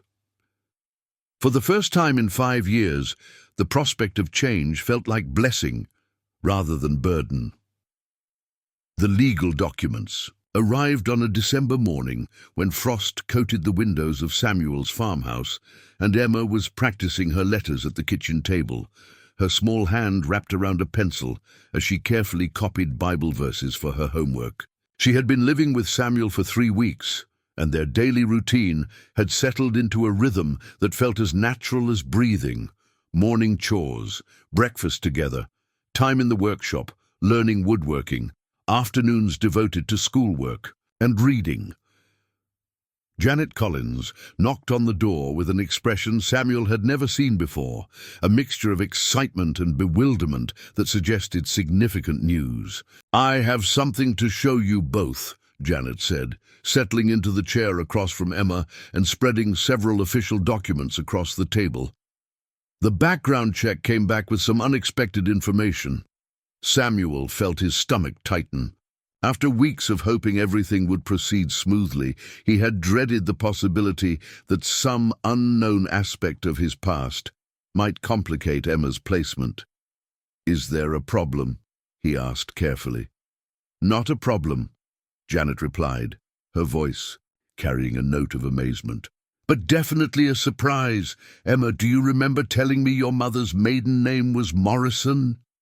Emma looked up from her writing, pencil still poised in her small hand. "Yes, ma'am. Mama said Morrison was her daddy's name, but he died when she was little." Janet pulled out a birth certificate and an old hospital bracelet, both yellowed with age. "These came with your mother's effects from the hospital. Her full name was listed as Diana Morrison Lapp." Samuel's coffee cup slipped from his hands, hitting the table with a sharp crack. The word Lapp reverberated through his consciousness, like a bell tolling, awakening memories he thought were safely buried in the past. "Lapp," he repeated slowly, staring at the documents. "Diana Morrison Lapp. You recognize the name?" Janet asked, studying Samuel's suddenly pale face. Samuel's mind raced backward 45 years to his Rumspringer period in Philadelphia, to the Amish girl he had met at a market in Reading, who had also been exploring the English world. Rebecca Lapp, 19 years old, with bright eyes and dreams too big for the conservative community she had been born into. They had been friends, not sweethearts, but close enough that Samuel had known about her decision to leave the Amish permanently. Her plans to marry an Englishman named Morrison and make a life in the outside world. "Rebecca," Samuel whispered, the name feeling strange on his tongue after so many years. Rebecca Lapp was Diana's mother, Emma's grandmother. Emma dropped her pencil and stared at Samuel with wide eyes. "You knew my grandmama?" Samuel nodded, slowly, still processing the implications of this revelation. "We were friends when we were young, before either of us joined the church, before we made our final commitments to the community. She chose to leave to live among the English. I chose to stay." Janet was frantically shuffling through more papers. "There's more, Samuel. I found letters in Diana's effects that she never sent, letters addressed to you." She pulled out an envelope, weathered and creased, as if it had been handled many times but never mailed. Samuel's name was written on the front in feminine handwriting that he recognized even after all these years. "Rebecca wrote to me?" Samuel asked, his voice barely above. A whisper. "Not Rebecca, Diana, your friend's daughter." Janet handed him the envelope with gentle reverence. "The postmark is from 2 years ago." With trembling hands, Samuel opened the letter and unfolded the pages inside. Emma watched intently, sensing the significance of the moment without fully understanding it. "Dear Samuel," he read aloud, his voice growing stronger as he recognized the importance of sharing this with Emma. "I pray this letter finds you well, though I'm not certain it will reach you at all. I am Diana Morrison, daughter of Rebecca Lapp, who spoke of you often during my childhood. My mother passed away 5 years ago, but not before telling me stories about her youth in Lancaster County and the friend who had shown her such kindness during her time of questioning. Samuel paused, glancing at Emma, whose dark eyes were fixed on his face with intense concentration. I am writing because I am ill, and my daughter Emma has no one else in the world who might understand what it means to lose everything and still believe in the possibility of finding home.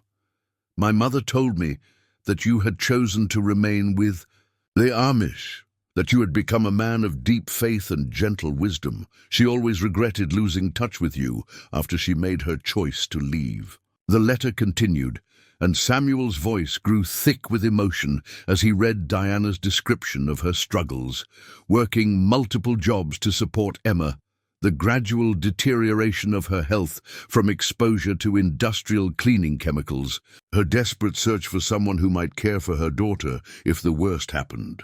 I know it is presumptuous to reach out after so many years, through a connection as distant as my mother's childhood friendship, but Emma is special, Samuel.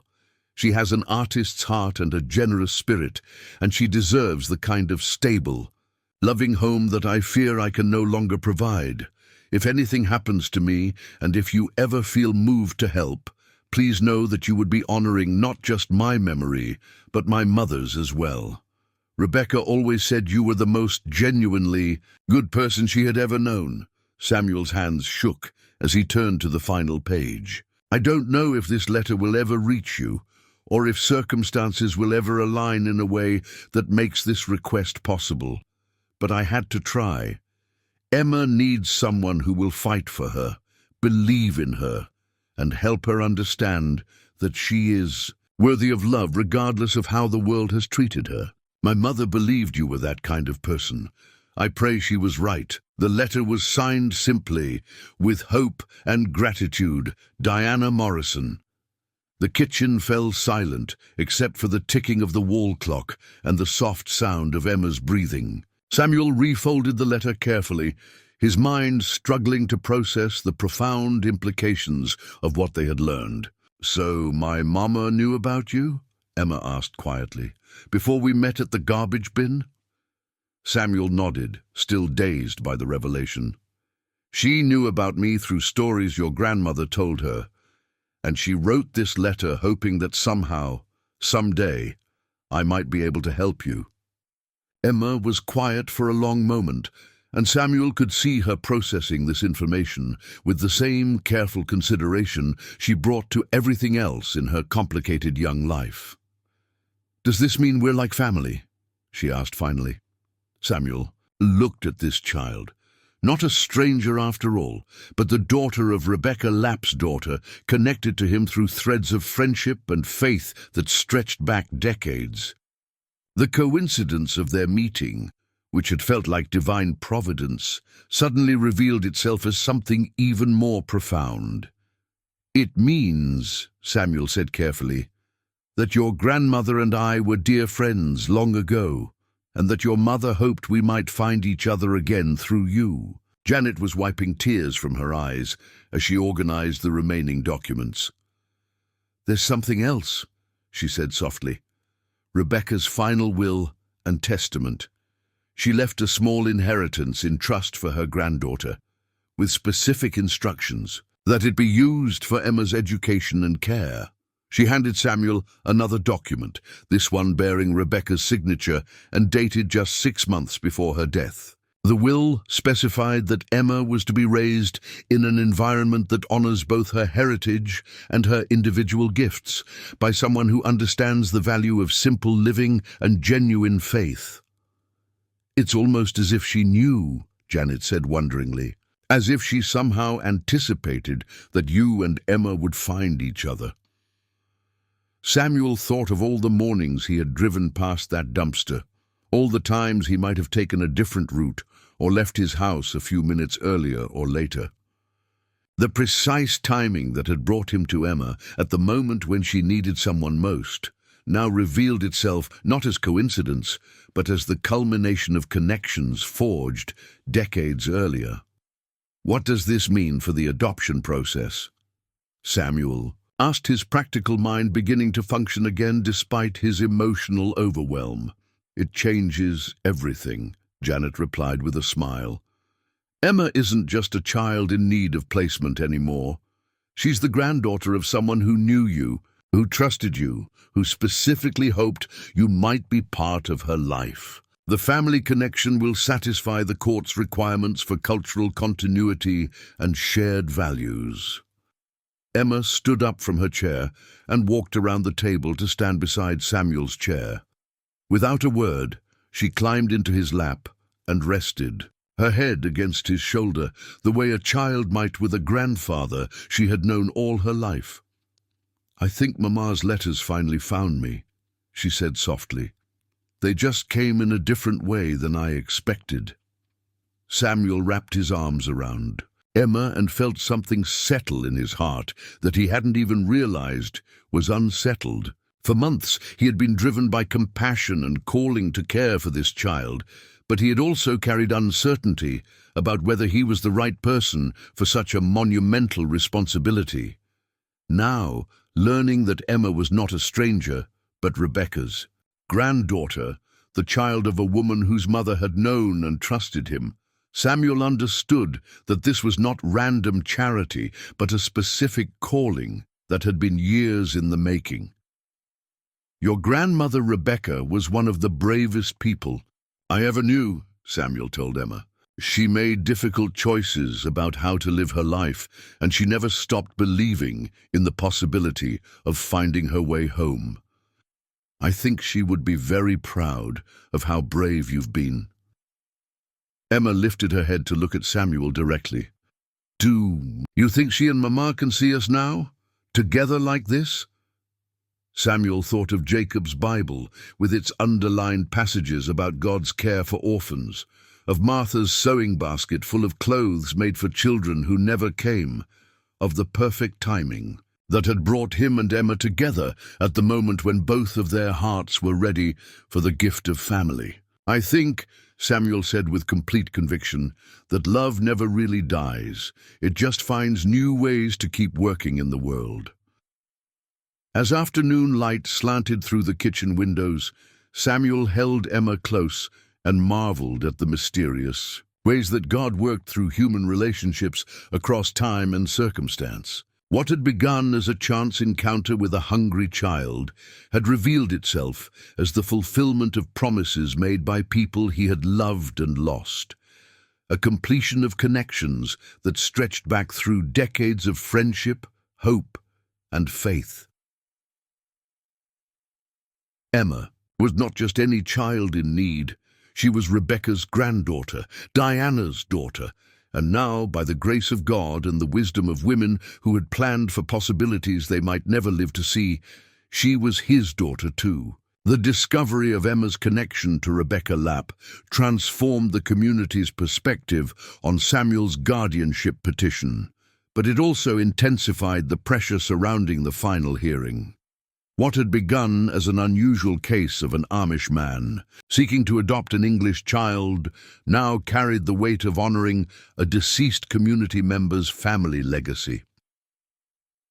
Bishop Miller arrived at Samuel's farm the morning after Janet's revelation, carrying with him a leather satchel that Samuel recognized as the repository for important community documents. The old bishop moved slowly up the front steps, his weathered face grave with the responsibility of what he was about to share. "Samuel," he said without preamble as he settled into the kitchen chair Emma had vacated for her morning chores, "I've brought something that belongs to you and the child." From the satchel, Bishop Miller withdrew a manila envelope sealed with red wax and marked with Rebecca's name in careful script. "This was left in my keeping when Rebecca Lapp departed from our community 47 years ago. She asked that it be given to any children she might have if they ever returned to our faith." Samuel accepted the envelope with trembling hands, aware that Emma had appeared in the doorway, drawn by the solemnity in the bishop's voice. Rebecca left our community with my blessing, Bishop Miller continued, his voice heavy with memory. She was a young woman of deep conviction who believed God was calling her to serve among the English. I disagreed with her choice, but I respected her courage in following what she believed to be divine leading. Samuel broke the wax seal carefully, aware that he was opening a message that had waited nearly half a century for its intended recipient. Inside was another letter, this one in Rebecca's familiar handwriting, along with a small photograph and what appeared to be a family tree drawn in careful detail. "My dear ones," Samuel read aloud, with Emma moving closer to listen, "if you are reading this, it means that God has found a way to bring my children or my children's children back to the community I chose to leave. This letter is my attempt to bridge the years and choices that separate us." The photograph showed Rebecca at 19, standing beside a young man Samuel recognized as himself, taken during a community gathering in the summer before their Rumspringa ended. They were both laughing at something outside the frame, their faces bright with the confidence of youth facing an unlimited future. "I want my descendants to know that leaving the Amish community was the most difficult decision of my life," Samuel continued reading. "Not because I rejected the faith of my childhood, but because I believed God was calling me to carry that faith into places where it might not otherwise be welcome. I married a good man who respected my beliefs, and I raised my children to understand that simple living and generous love are choices available to anyone willing to embrace them." Emma climbed into the chair beside Samuel, studying the photograph with intense curiosity. "She looks like Mama," she observed quietly. Bishop Miller nodded. "Rebecca had your mother's eyes, and you have them both. The resemblance is unmistakable once you know to look for it." Samuel turned to the family tree Rebecca had drawn, tracing the careful lines that connected her parents and siblings to her own children and the grandchildren she had hoped might someday exist. Emma's name wasn't on the document. Rebecca had died before her granddaughter's birth, but there was a space left deliberately blank with the notation, "God's blessing yet to come." "She planned for me," Emma said with wonder, her finger touching the empty space. "Even before I was born, she made a place for me." The letter continued with specific instructions about Emma's heritage, including details about Rebecca's own childhood, her reasons for leaving the community, and her hopes that any descendants who found their way back to Amish life would be welcomed with understanding rather than judgment. "Most importantly," Samuel read, his voice growing stronger as he neared the end, "I want my family to know that faith is not about the clothes we wear or the technology we avoid, but about the love we show to each other and the service we offer to God's creation. Wherever my children make their homes, whatever choices they make about how to live, I pray they will remember that they carry within them the legacy of people who believe deeply in the possibility of heaven on earth." The letter was signed with both Rebecca's name and a small drawing of a wooden cross, similar to the one Emma had carved for Samuel weeks earlier. Bishop Miller was quiet for a long moment after Samuel finished reading. "I remember the day she gave me this envelope," he said finally. "Rebecca was 20 years old, about to marry her English man and move to Philadelphia. She wept as she wrote these words, not from regret, but from love for children she might never have the chance to guide in person." Emma studied the family tree again, tracing the connections with her small finger. "So I really do belong here?" she asked, her voice carrying the cautious hope of someone who had learned not to trust in permanence. "You belong wherever love and wisdom guide you," Bishop Miller replied, with gentle authority. "But yes, child, you belong here as much as anyone born to our community."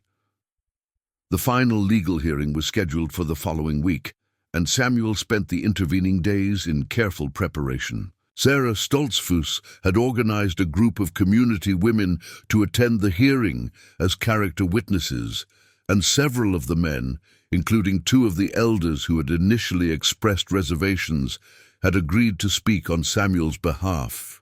Emma worked on her wooden horse with focused determination, as if completing the carving would somehow ensure the success of Samuel's petition.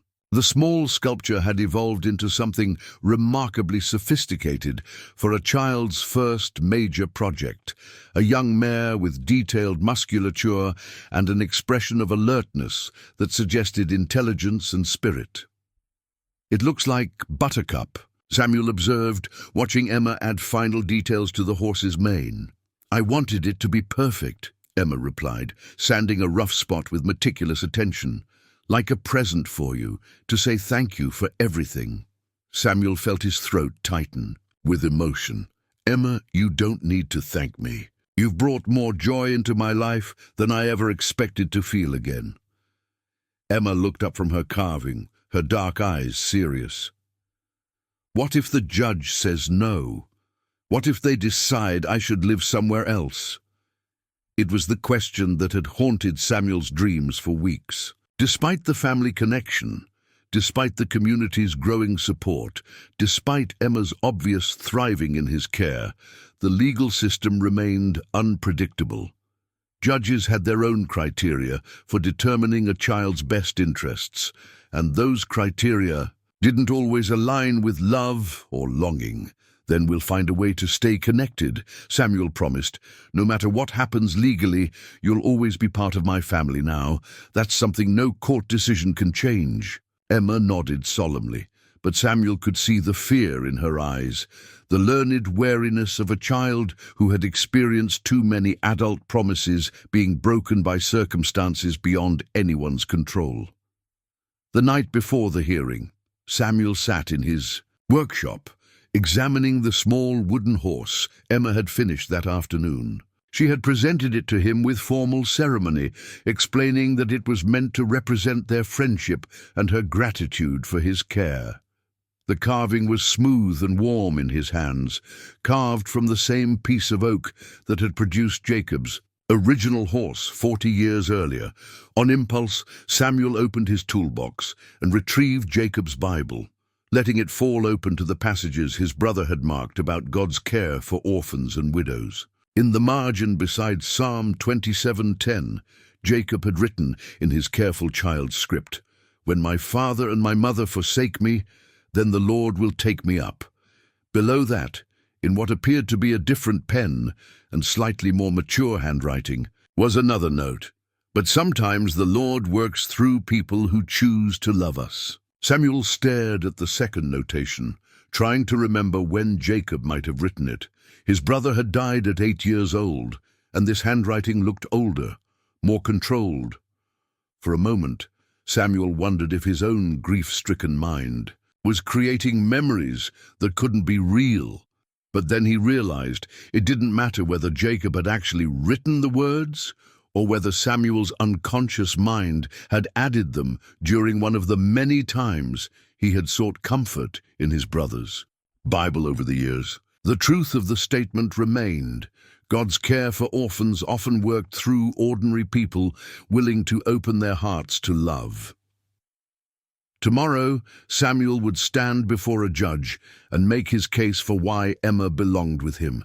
He would present documentation of his financial stability, character references from his community, evidence of Emma's adjustment and happiness in his care. But at the core of his petition would be something much simpler, the recognition that love had already claimed them both, that they had become family not through law, but through the mysterious workings of grace that connected lonely hearts across time and circumstance. Emma appeared in the workshop doorway, dressed in the new nightgown Sarah had sewn for her, her hair braided in the simple style favored by Amish children. "I wanted to say good night," she said quietly, "and to tell you that whatever happens tomorrow, living here with you has been the best thing that ever happened to me." Samuel set down the wooden horse and opened his arms to Emma, holding her close as she settled into his lap with the trusting abandon of a child who had found her safe harbor.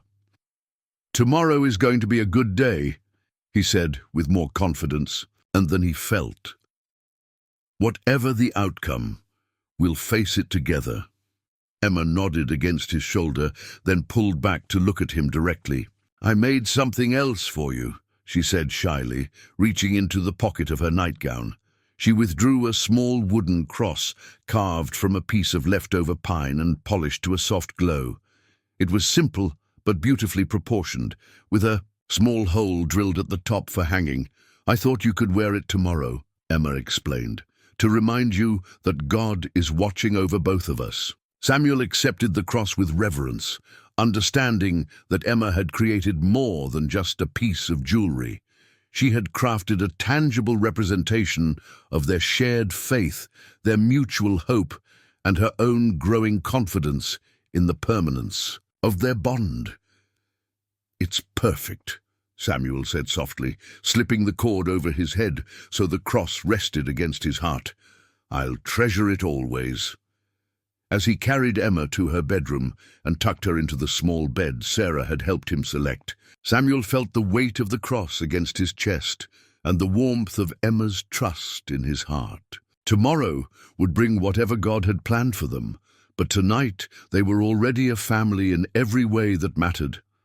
The courthouse in Lancaster was the imposing brick building that seemed designed to intimidate rather than welcome. Its tall windows and formal columns speaking of the serious business conducted within its walls. Samuel arrived early, wearing his best black suit and carrying the leather portfolio Janet had helped him organize with all the necessary documentation. Emma walked beside him, her small hand firmly clasped in his, dressed in a simple blue dress. Sarah had altered to fit her perfectly. The waiting area outside Judge Harrison's courtroom was filled with other families navigating their own legal crises, custody disputes, adoption hearings, child welfare cases. Samuel watched Emma take in the scene with her characteristic careful observation, noting how she positioned herself slightly behind him when unfamiliar adults looked in their direction. Are you nervous? He asked quietly, as they settled onto a wooden bench to wait for their case to be called. Emma considered the question seriously. A little, but mostly I'm excited. I keep thinking about how Grandmama Rebecca planned for this, and how Mama wrote that letter hoping we'd find each other. It feels like today is when all their planning finally comes together. Samuel squeezed her hand gently, marveling at her ability to frame their situation in terms of hope rather than fear. At 7 years old, Emma had developed a wisdom that many adults never achieved. Janet Collins appeared in the hallway, followed by Mrs. Rodriguez and a man Samuel didn't recognize. Tall, balding, with the careful bearing of someone accustomed to formal proceedings. Samuel, Emma, Janet said, her voice carrying controlled tension. I'd like you to meet Thomas Bradley. He's the attorney assigned to represent Emma's interests in this hearing. Mr. Bradley shook Samuel's hand formally, then crouched down to Emma's eye level. Hello, Emma. My job today is to make sure the judge understands what you want and what's best for you. Can you tell me how you feel about living with Mr. Samuel? Emma looked at Samuel for permission, then back at the lawyer. Living with Mr. Samuel is the first time I've felt safe since Mama died. He teaches me things, and he listens when I talk, and he never makes promises he can't keep. Bradley nodded, making notes on a yellow pad. Is there anything about living with him that worries you or makes you unhappy? No, sir. Everything is good, better than good. What about school? Do you miss your old school or your old friends? Emma's expression grew thoughtful. I miss some of my old friends, but Miss Sarah said I could write letters to them, and the Amish school is nice. The teacher lets me help younger children with their reading, and I like that. Bradley continued his gentle questioning for several more minutes, clearly impressed by Emma's articulate responses and obvious happiness. When he finished, he stood and addressed Samuel directly. Mr. Yoder, I have to be honest with you. Emma is obviously thriving in your care, and the family connection through Rebecca Lapp strengthens your case considerably. But there are still concerns the court will want to address. Samuel felt his stomach tighten. What kind of concerns? Your age, primarily. You're 63 years old, seeking to adopt a 7-year-old child. The court will want assurance that you can provide care for her through her teenage years and beyond. I'm in good health, and I have community support, Samuel replied. If something were to happen to me, Emma would be cared for by people who love her. That's exactly the kind of thing you'll need to articulate clearly to Judge Harrison, Bradley said. He's fair but thorough. He'll want specific details about your plans for Emma's education, healthcare, social development. Before Samuel could respond, Sarah Stoltzfus appeared in the hallway, followed by Bishop Miller and 3 other members of the community. Samuel felt a surge of gratitude. He had not expected such a strong showing of support, particularly from people who had initially expressed reservations about his decision. "Samuel," Bishop Miller said formally, "we've come to speak on your behalf and Emma's. The community has decided that this child belongs with us, and that you are the man God has chosen to care for her." Judge Harrison's courtroom was smaller than Samuel had expected, with dark wood paneling and high ceilings that created an atmosphere of solemn authority. The judge himself was a man in his 60s, with silver hair and intelligent eyes that seemed to take in every detail as the various parties took their positions. "We're here today to consider the petition of Samuel Yoder for legal guardianship of Emma Claire Morrison," Judge Harrison began, consulting his papers. "This is an unusual case involving cultural considerations as well as the standard factors we evaluate in child placement decisions." Janet Collins was called first to testify about Emma's circumstances when they first met, her time in the homeless encampment, and her adjustment to living with Samuel. She spoke clearly and professionally about the challenges Emma had faced and the remarkable improvement in her circumstances since placement in Samuel's care. "In my 15 years as a social worker," Janet concluded, "I have rarely seen such a positive transformation in a child's well-being. Emma has thrived under Mr. Yoder's care in ways that extend far beyond basic physical needs." Mrs. Rodriguez followed with her assessment of Samuel's home and his capacity to provide appropriate care.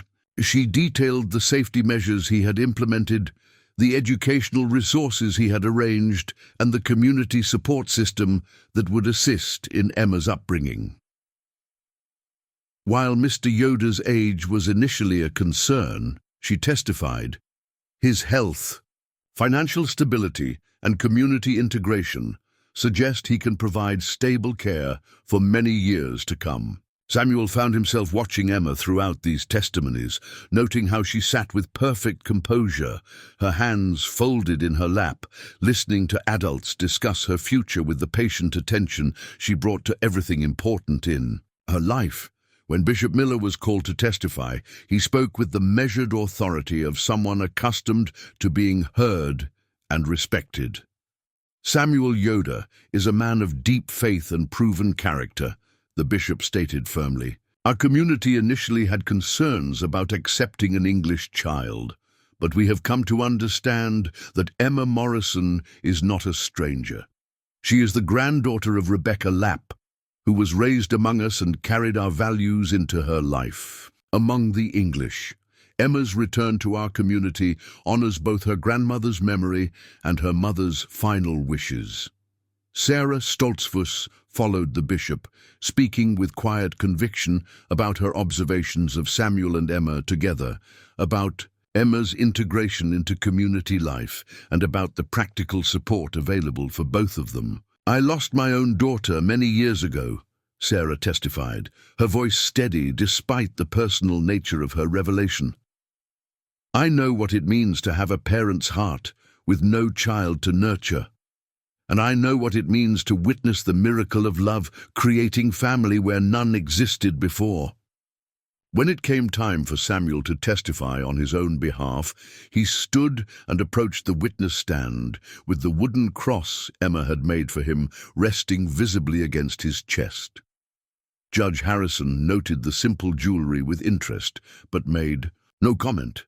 "Mr. Yoder," the judge began, "you are a 63-year-old single man seeking to adopt a 7-year-old girl from a very different cultural background. Can you explain to the court why you believe this arrangement serves Emma's best interests?" Samuel had rehearsed this moment many times, but now, facing the judge's direct question, he found himself speaking from his heart rather than from his prepared remarks. "Your Honor, Emma came into my life when I believed my purpose was finished. I had lived quietly for years, content with my solitude, asking nothing from the world except to be left in peace. But when I saw this child searching through garbage for letters from her dead mother, something awakened in me that I thought was gone forever. The understanding that love creates obligations, and that some obligations are too important to ignore." Judge Harrison leaned forward slightly, clearly engaged by Samuel's words. "Emma is not just any child in need, Your Honor. She is the granddaughter of a woman I knew and respected, the daughter of a mother who specifically hoped I might be part of her care. But even if these connections didn't exist, I would be here today asking for the privilege of raising her, because in the months I have known her, she has taught me that family is not about blood or law, but about the willingness to show up for each other every day, whatever comes." Samuel paused, glancing at Emma, who was watching him with shining eyes. "I cannot promise I will live to see her graduate from college, or get married, or have children of her own. But I can promise that for whatever time God gives us together, she will be loved, protected, and prepared for whatever future she chooses to pursue." Judge Harrison nodded thoughtfully at Samuel's testimony, then turned his attention to Emma. "Young lady, I'd like to hear from you directly. Can you tell me how you feel about living with Mr. Samuel?" Emma stood up from her chair with the careful dignity Samuel had come to recognize as her way of handling important moments. She walked to the witness stand and waited patiently while the court clerk adjusted the microphone to her height. "Emma," Judge Harrison said gently, "do you understand what's happening here today?" "Yes, sir." "You're deciding if I can stay with Mr. Samuel forever, or if I have to go live somewhere else." "That's right. And what do you want to happen?" Emma's voice was clear and strong as she answered, "I want to stay with Mr. Samuel. He's the kindest person I've ever met, and living with him is the first time I felt like I had a real home since Mama died." Judge Harrison consulted his notes. "I understand you've been living with Mr. Samuel for several weeks now. Can you tell me what a typical day is like for you?" Emma's face brightened as she described their morning routine, feeding the chickens together, having breakfast while Samuel read from the Bible, working in the workshop where Samuel taught her woodworking, attending the Amish school where she was making new friends. "And what's your favorite thing about living there?" the judge asked. Emma considered the question seriously. "I think it's that Mr. Samuel listens to me, really listens, like what I say matters. And when I'm sad about Mama, he doesn't tell me to stop being sad. He just sits with me until I feel better." Samuel felt tears prick at his eyes, amazed by Emma's ability to articulate feelings he hadn't even realized she was experiencing. "Emma," Judge Harrison continued, "are there things about your old life that you miss? Friends from school or activities you used to do?" "I miss some of my friends," Emma admitted honestly. "But Miss Sarah said I could write letters to them and maybe they could visit sometime. And I miss some things about the regular world, like going to movies and having a television. But I don't miss being scared all the time, or wondering where I was going to sleep, or if there would be enough food." The judge made more notes, then looked up at Emma with the kind of gentle attention that suggested he was genuinely interested in her perspective. "Can you tell me about the wooden cross you're wearing around your neck, Emma?" Emma's hand moved instinctively to the small cross Samuel had given her, a match to the one she had made for him. Mr. Samuel carved this for me from the same wood as the cross I made for him. He said it means we belong to each other and to God, and that no matter what happens, that won't change. And what does that mean to you? It means I'm not alone anymore. Emma said simply, even if I get scared or sad, I know Mr. Samuel will be there to help me figure things out. Judge Harrison nodded, then addressed the opposing attorney, a woman Samuel hadn't expected to see, who had apparently been appointed by the state to ensure that all possible objections were considered. Ms. Chen, do you have questions for Emma? Ms. Chen stood, her expression professional but not unkind. Just a few, Your Honor. Emma, what happens if you decide when you're older that you don't want to live the Amish way anymore? What if you want to go to college or have a career or live in the city? Emma looked toward Samuel, who nodded encouragingly. Mr. Samuel said he would support whatever I wanted to do when I grow up. He said the most important thing is that I make choices because I believe they're right, not because I'm scared or because someone is making me. And what if Mr. Samuel gets sick or can't take care of you anymore? Miss Sarah and the other ladies said they would help take care of both of us, Emma replied with confidence. And Mr. Samuel has been teaching me to take care of myself too, so I can help him if he needs it. Miss Chen consulted her notes. Emma, you've had a lot of changes in your living situation. How do I know you won't change your mind about wanting to live with Mr. Samuel? For the first time, Emma's composure wavered slightly.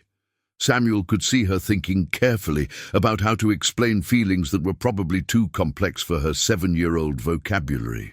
When Mama was dying, Emma said finally, her voice growing softer, she told me that someday I would find people who would love me just for who I am, not because they had to, or because someone was paying them to. She said I would know them because being with them would feel like coming home. Emma paused, looking directly at Judge Harrison.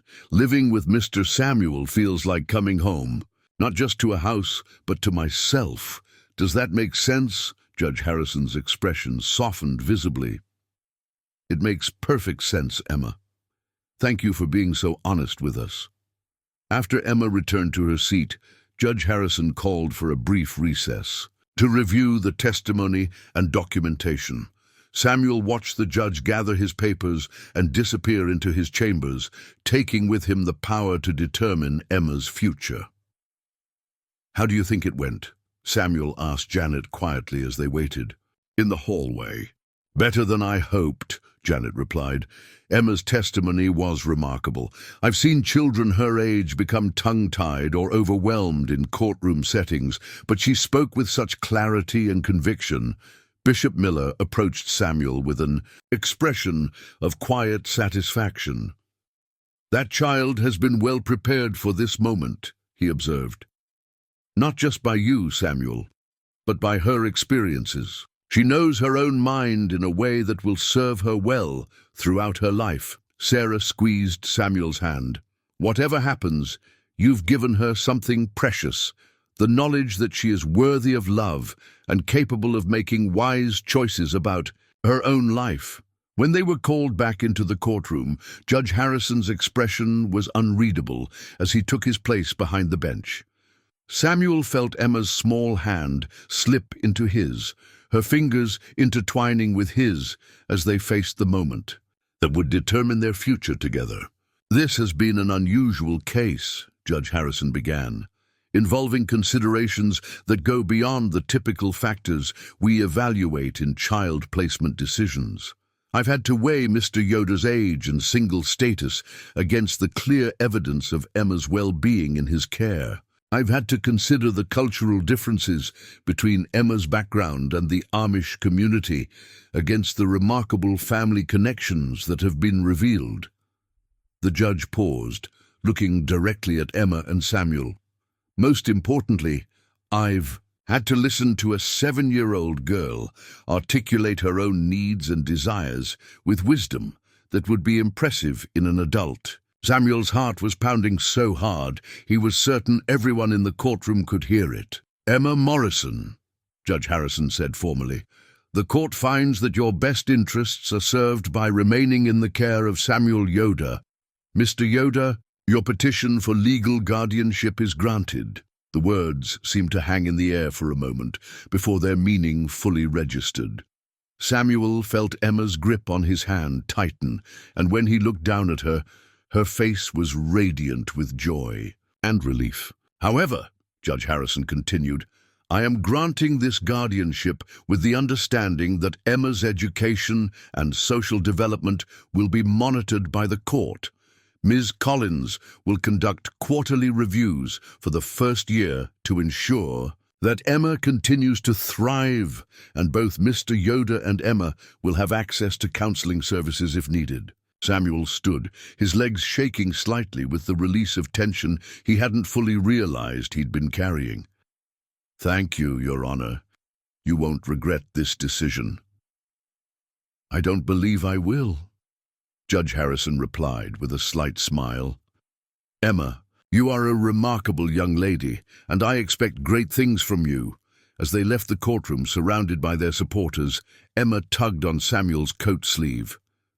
Does this mean I can call you Papa now? She asked quietly. Samuel knelt down to her level, not caring that he was blocking the courthouse hallway. You can call me whatever feels right to you, he said, his voice thick with emotion. Papa, Emma said decisively, testing the word on her tongue. Papa Samuel. Samuel gathered her into his arms, feeling the weight of legal documentation and family bonds settling around them both like a blessing. After months of uncertainty and fear, they were finally, officially, permanently family. The ride home in Sarah's buggy was filled with quiet celebration and planning for their new life together. As familiar farmland rolled past the windows, Samuel felt the profound satisfaction of promises kept and purposes fulfilled. Emma fell asleep against his shoulder, clutching the wooden horse she had carved, exhausted by the emotional intensity of the day. Samuel held her close and marveled at the mysterious ways that love could transform two broken hearts into something whole and strong enough to face whatever challenges lay ahead. 6 months after the hearing, Samuel stood in his workshop, watching Emma demonstrate proper wood-joining techniques to 3 younger children from the community. The spring afternoon light streamed through the windows, illuminating the careful concentration on her face as she guided small hands in measuring and cutting pieces for a simple birdhouse project. Remember, Emma was saying with the patient authority of someone who had become comfortable teaching others, the grain of the wood tells you which way it wants to be strong. If you work with it instead of against it, your project will last much longer. Samuel smiled at the wisdom in her words, lessons about more than woodworking, though the children were too young to recognize the metaphor. At 8 years old, Emma had grown 3 inches and gained 15 pounds, her face filling out from the sharp angles of malnutrition into the healthy roundness of childhood. More importantly, she had developed the confident bearing of a child who knew she was loved and valued. The family quilt that had become the symbol of their household lay draped over the back of Samuel's reading chair, a testament to the collaborative effort that had transformed his bachelor farmhouse into a true family home. Sarah had taught Emma the basic stitches, but Emma had chosen the pattern, a traditional flying geese design that represented migration and homecoming. Together, they had worked on it through the long winter evenings, their heads bent over the frame as Emma learned to make the tiny, even stitches that would hold the layers together for generations. The quilt incorporated fabric from many sources, pieces of Martha's dresses that Samuel had finally been able to transform from symbols of loss into celebrations of continuity, scraps from Emma's outgrown clothes that marked her healthy growth, and new fabric chosen specifically for this project, in colors that reflected both their individual personalities and their shared commitment to creating something beautiful together. "Papa Samuel," Emma called from her teaching station. "Tommy's having trouble with his measuring. Could you show him how to use the ruler properly?" Samuel moved to help the 6-year-old boy, marveling as he always did at the natural way Papa Samuel had become his name in the community. Emma had begun using it exclusively after the adoption hearing, and gradually other children had adopted the title as well, understanding that Samuel occupied a unique role in their community. Not quite grandfather, not quite uncle, but something special that deserved its own designation. "The most important thing about measuring," Samuel told Tommy as he guided the boy's small fingers along the ruler, "is being patient enough to do it right the first time. Rushing leads to mistakes, and mistakes in woodworking can't always be fixed." After the children had cleaned up their workspaces and run off to play in the spring sunshine, Emma lingered in the workshop, putting finishing touches on her latest project, a wooden jewelry box with intricate carving around the edges. "Is this for someone special?" Samuel asked, admiring the delicate flowers she had rendered in the oak.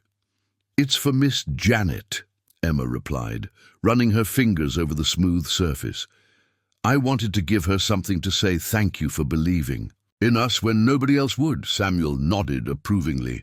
Emma's natural gratitude and desire to acknowledge the kindness of others had become one of her most notable characteristics, earning her affection throughout the community and beyond. Janet still visited regularly, officially as part of the court-mandated monitoring, but increasingly as a friend who had become invested in their family's success. Her quarterly reports consistently praised Emma's adjustment, Samuel's parenting, and the community's acceptance of their unusual arrangement. "The transformation in both of them has been remarkable," Janet had written in her most recent assessment. "Emma has developed from a frightened, undernourished child into a confident, articulate young person with strong values and clear goals for her future. Samuel has emerged from his self-imposed isolation to become a respected mentor figure for children throughout the community. Their relationship demonstrates the best possible outcome when commitment, love, and community support combine to serve a child's needs." That evening, as had become their tradition, Samuel and Emma sat on the front porch to watch the sunset and reflect on their day. Emma was working on a letter to her friend Maria from the homeless camp, who had eventually found stable housing in a nearby town and maintained regular correspondence with Emma. "Maria says her little boy is starting to read," Emma reported as she folded the letter. "I told her about the books Miss Sarah gave me, and she asked if I could send him some of the easier ones." "That's a kind thought," Samuel replied. "We could put together a package for him." Emma leaned against Samuel's shoulder with the comfortable intimacy that had developed between them over months of shared routines and mutual care. "Papa Samuel, do you ever think about what would have happened if you hadn't stopped that morning when you saw me by the dumpster?" Samuel considered the question seriously.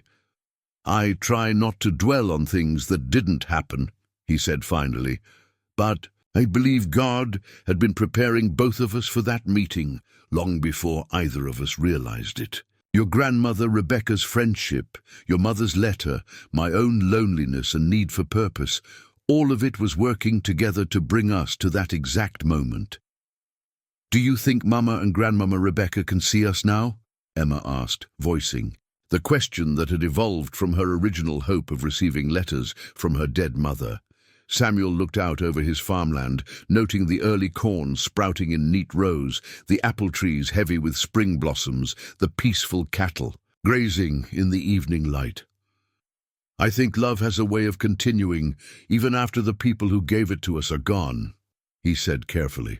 "Every time you show kindness to someone who needs help, every time you work hard to create something beautiful, every time you make choices based on what's right instead of what's easy, in those moments, your mother and grandmother are still present in the world through you." Emma was quiet for a long moment, absorbing this perspective. "I used to be sad that I couldn't find Mama's letters," she said finally, "but now I think maybe I am her letter. Like she wrote her love into who I am, and every day I get to deliver parts of that message to other people." Samuel felt his throat tighten with emotion at Emma's insight. At 8 years old, she had articulated an understanding of legacy and continuity that many adults struggled to achieve. "That's exactly right," he said softly. "You carry the best of your mother and grandmother forward every day, just by being yourself." As the stars began to appear in the darkening sky, Samuel reflected on the miraculous transformation his life had undergone in less than a year. His house, once echoing with solitude, now rang with Emma's laughter and the conversations of friends who stopped by regularly. His workshop, previously a refuge from human connection, had become a classroom where he shared his skills with young people eager to learn. His faith, which had grown quiet and introspective during his years alone, had been rekindled by Emma's enthusiastic questions and fresh perspectives on familiar scripture. Most remarkably, his understanding of his own purpose had been completely rewritten. Where once he had seen himself as a man quietly waiting for his life to end, he now understood that he was someone with essential gifts to offer: patience, wisdom, unconditional love, and the willingness to show up every day for the people who needed him. The next morning brought a letter from the State Department of Social Services, officially concluding their monitoring period and confirming that Emma's placement with Samuel had exceeded all expectations. The letter praised their exemplary demonstration of how love, commitment, and community support can provide healing and stability for children who have experienced significant trauma. Emma read the letter aloud over breakfast, her voice growing stronger with each official phrase that confirmed her permanent place in Samuel's home and heart. "Does this mean no more visits from Miss Janet?" she asked, with a mixture of relief and disappointment. "She'll still visit as our friend," Samuel assured her, "but yes, no more official inspections or reports. You're simply my daughter now, in every legal and practical sense." Emma smiled, then grew thoughtful. "Papa Samuel, can I ask you something important?" "Of course." "When I grow up and maybe get married and have children of my own, will you teach them woodworking too? Will you be their grandfather the way you've been, my papa?" Samuel looked at this remarkable child who had transformed his life so completely, who was already thinking about the family she might create someday and the role she wanted him to play in it. The question assumed a future filled with continuity, and love assumed that their bond would endure through all the changes and challenges that lay ahead. "Nothing would make me happier," Samuel replied, meaning it with every fiber of his being. Emma grinned and returned to her breakfast already planning, already dreaming, already building the kind of future that was rooted in love and strengthened by the knowledge that she belonged somewhere permanently. As Samuel watched Emma prepare for another day of school, chores, and the simple pleasures of childhood, he understood that some of the most profound miracles happen not in dramatic moments of rescue or transformation, but in the quiet daily choice to love faithfully, to show up consistently, and to believe that ordinary people can do extraordinary things when they allow their hearts to be broken open by the needs of others. The wooden horse Emma had carved for him sat on the kitchen windowsill, catching the morning light and reminding him daily of the truth Jacob had understood even as a child. Love multiplies when it is given away freely, and the greatest treasures in life are often the ones we never knew we were looking for until they found us. Outside, Buttercup whinnied softly in the paddock, calling him to begin another day of the life he had never planned but could no longer imagine living without.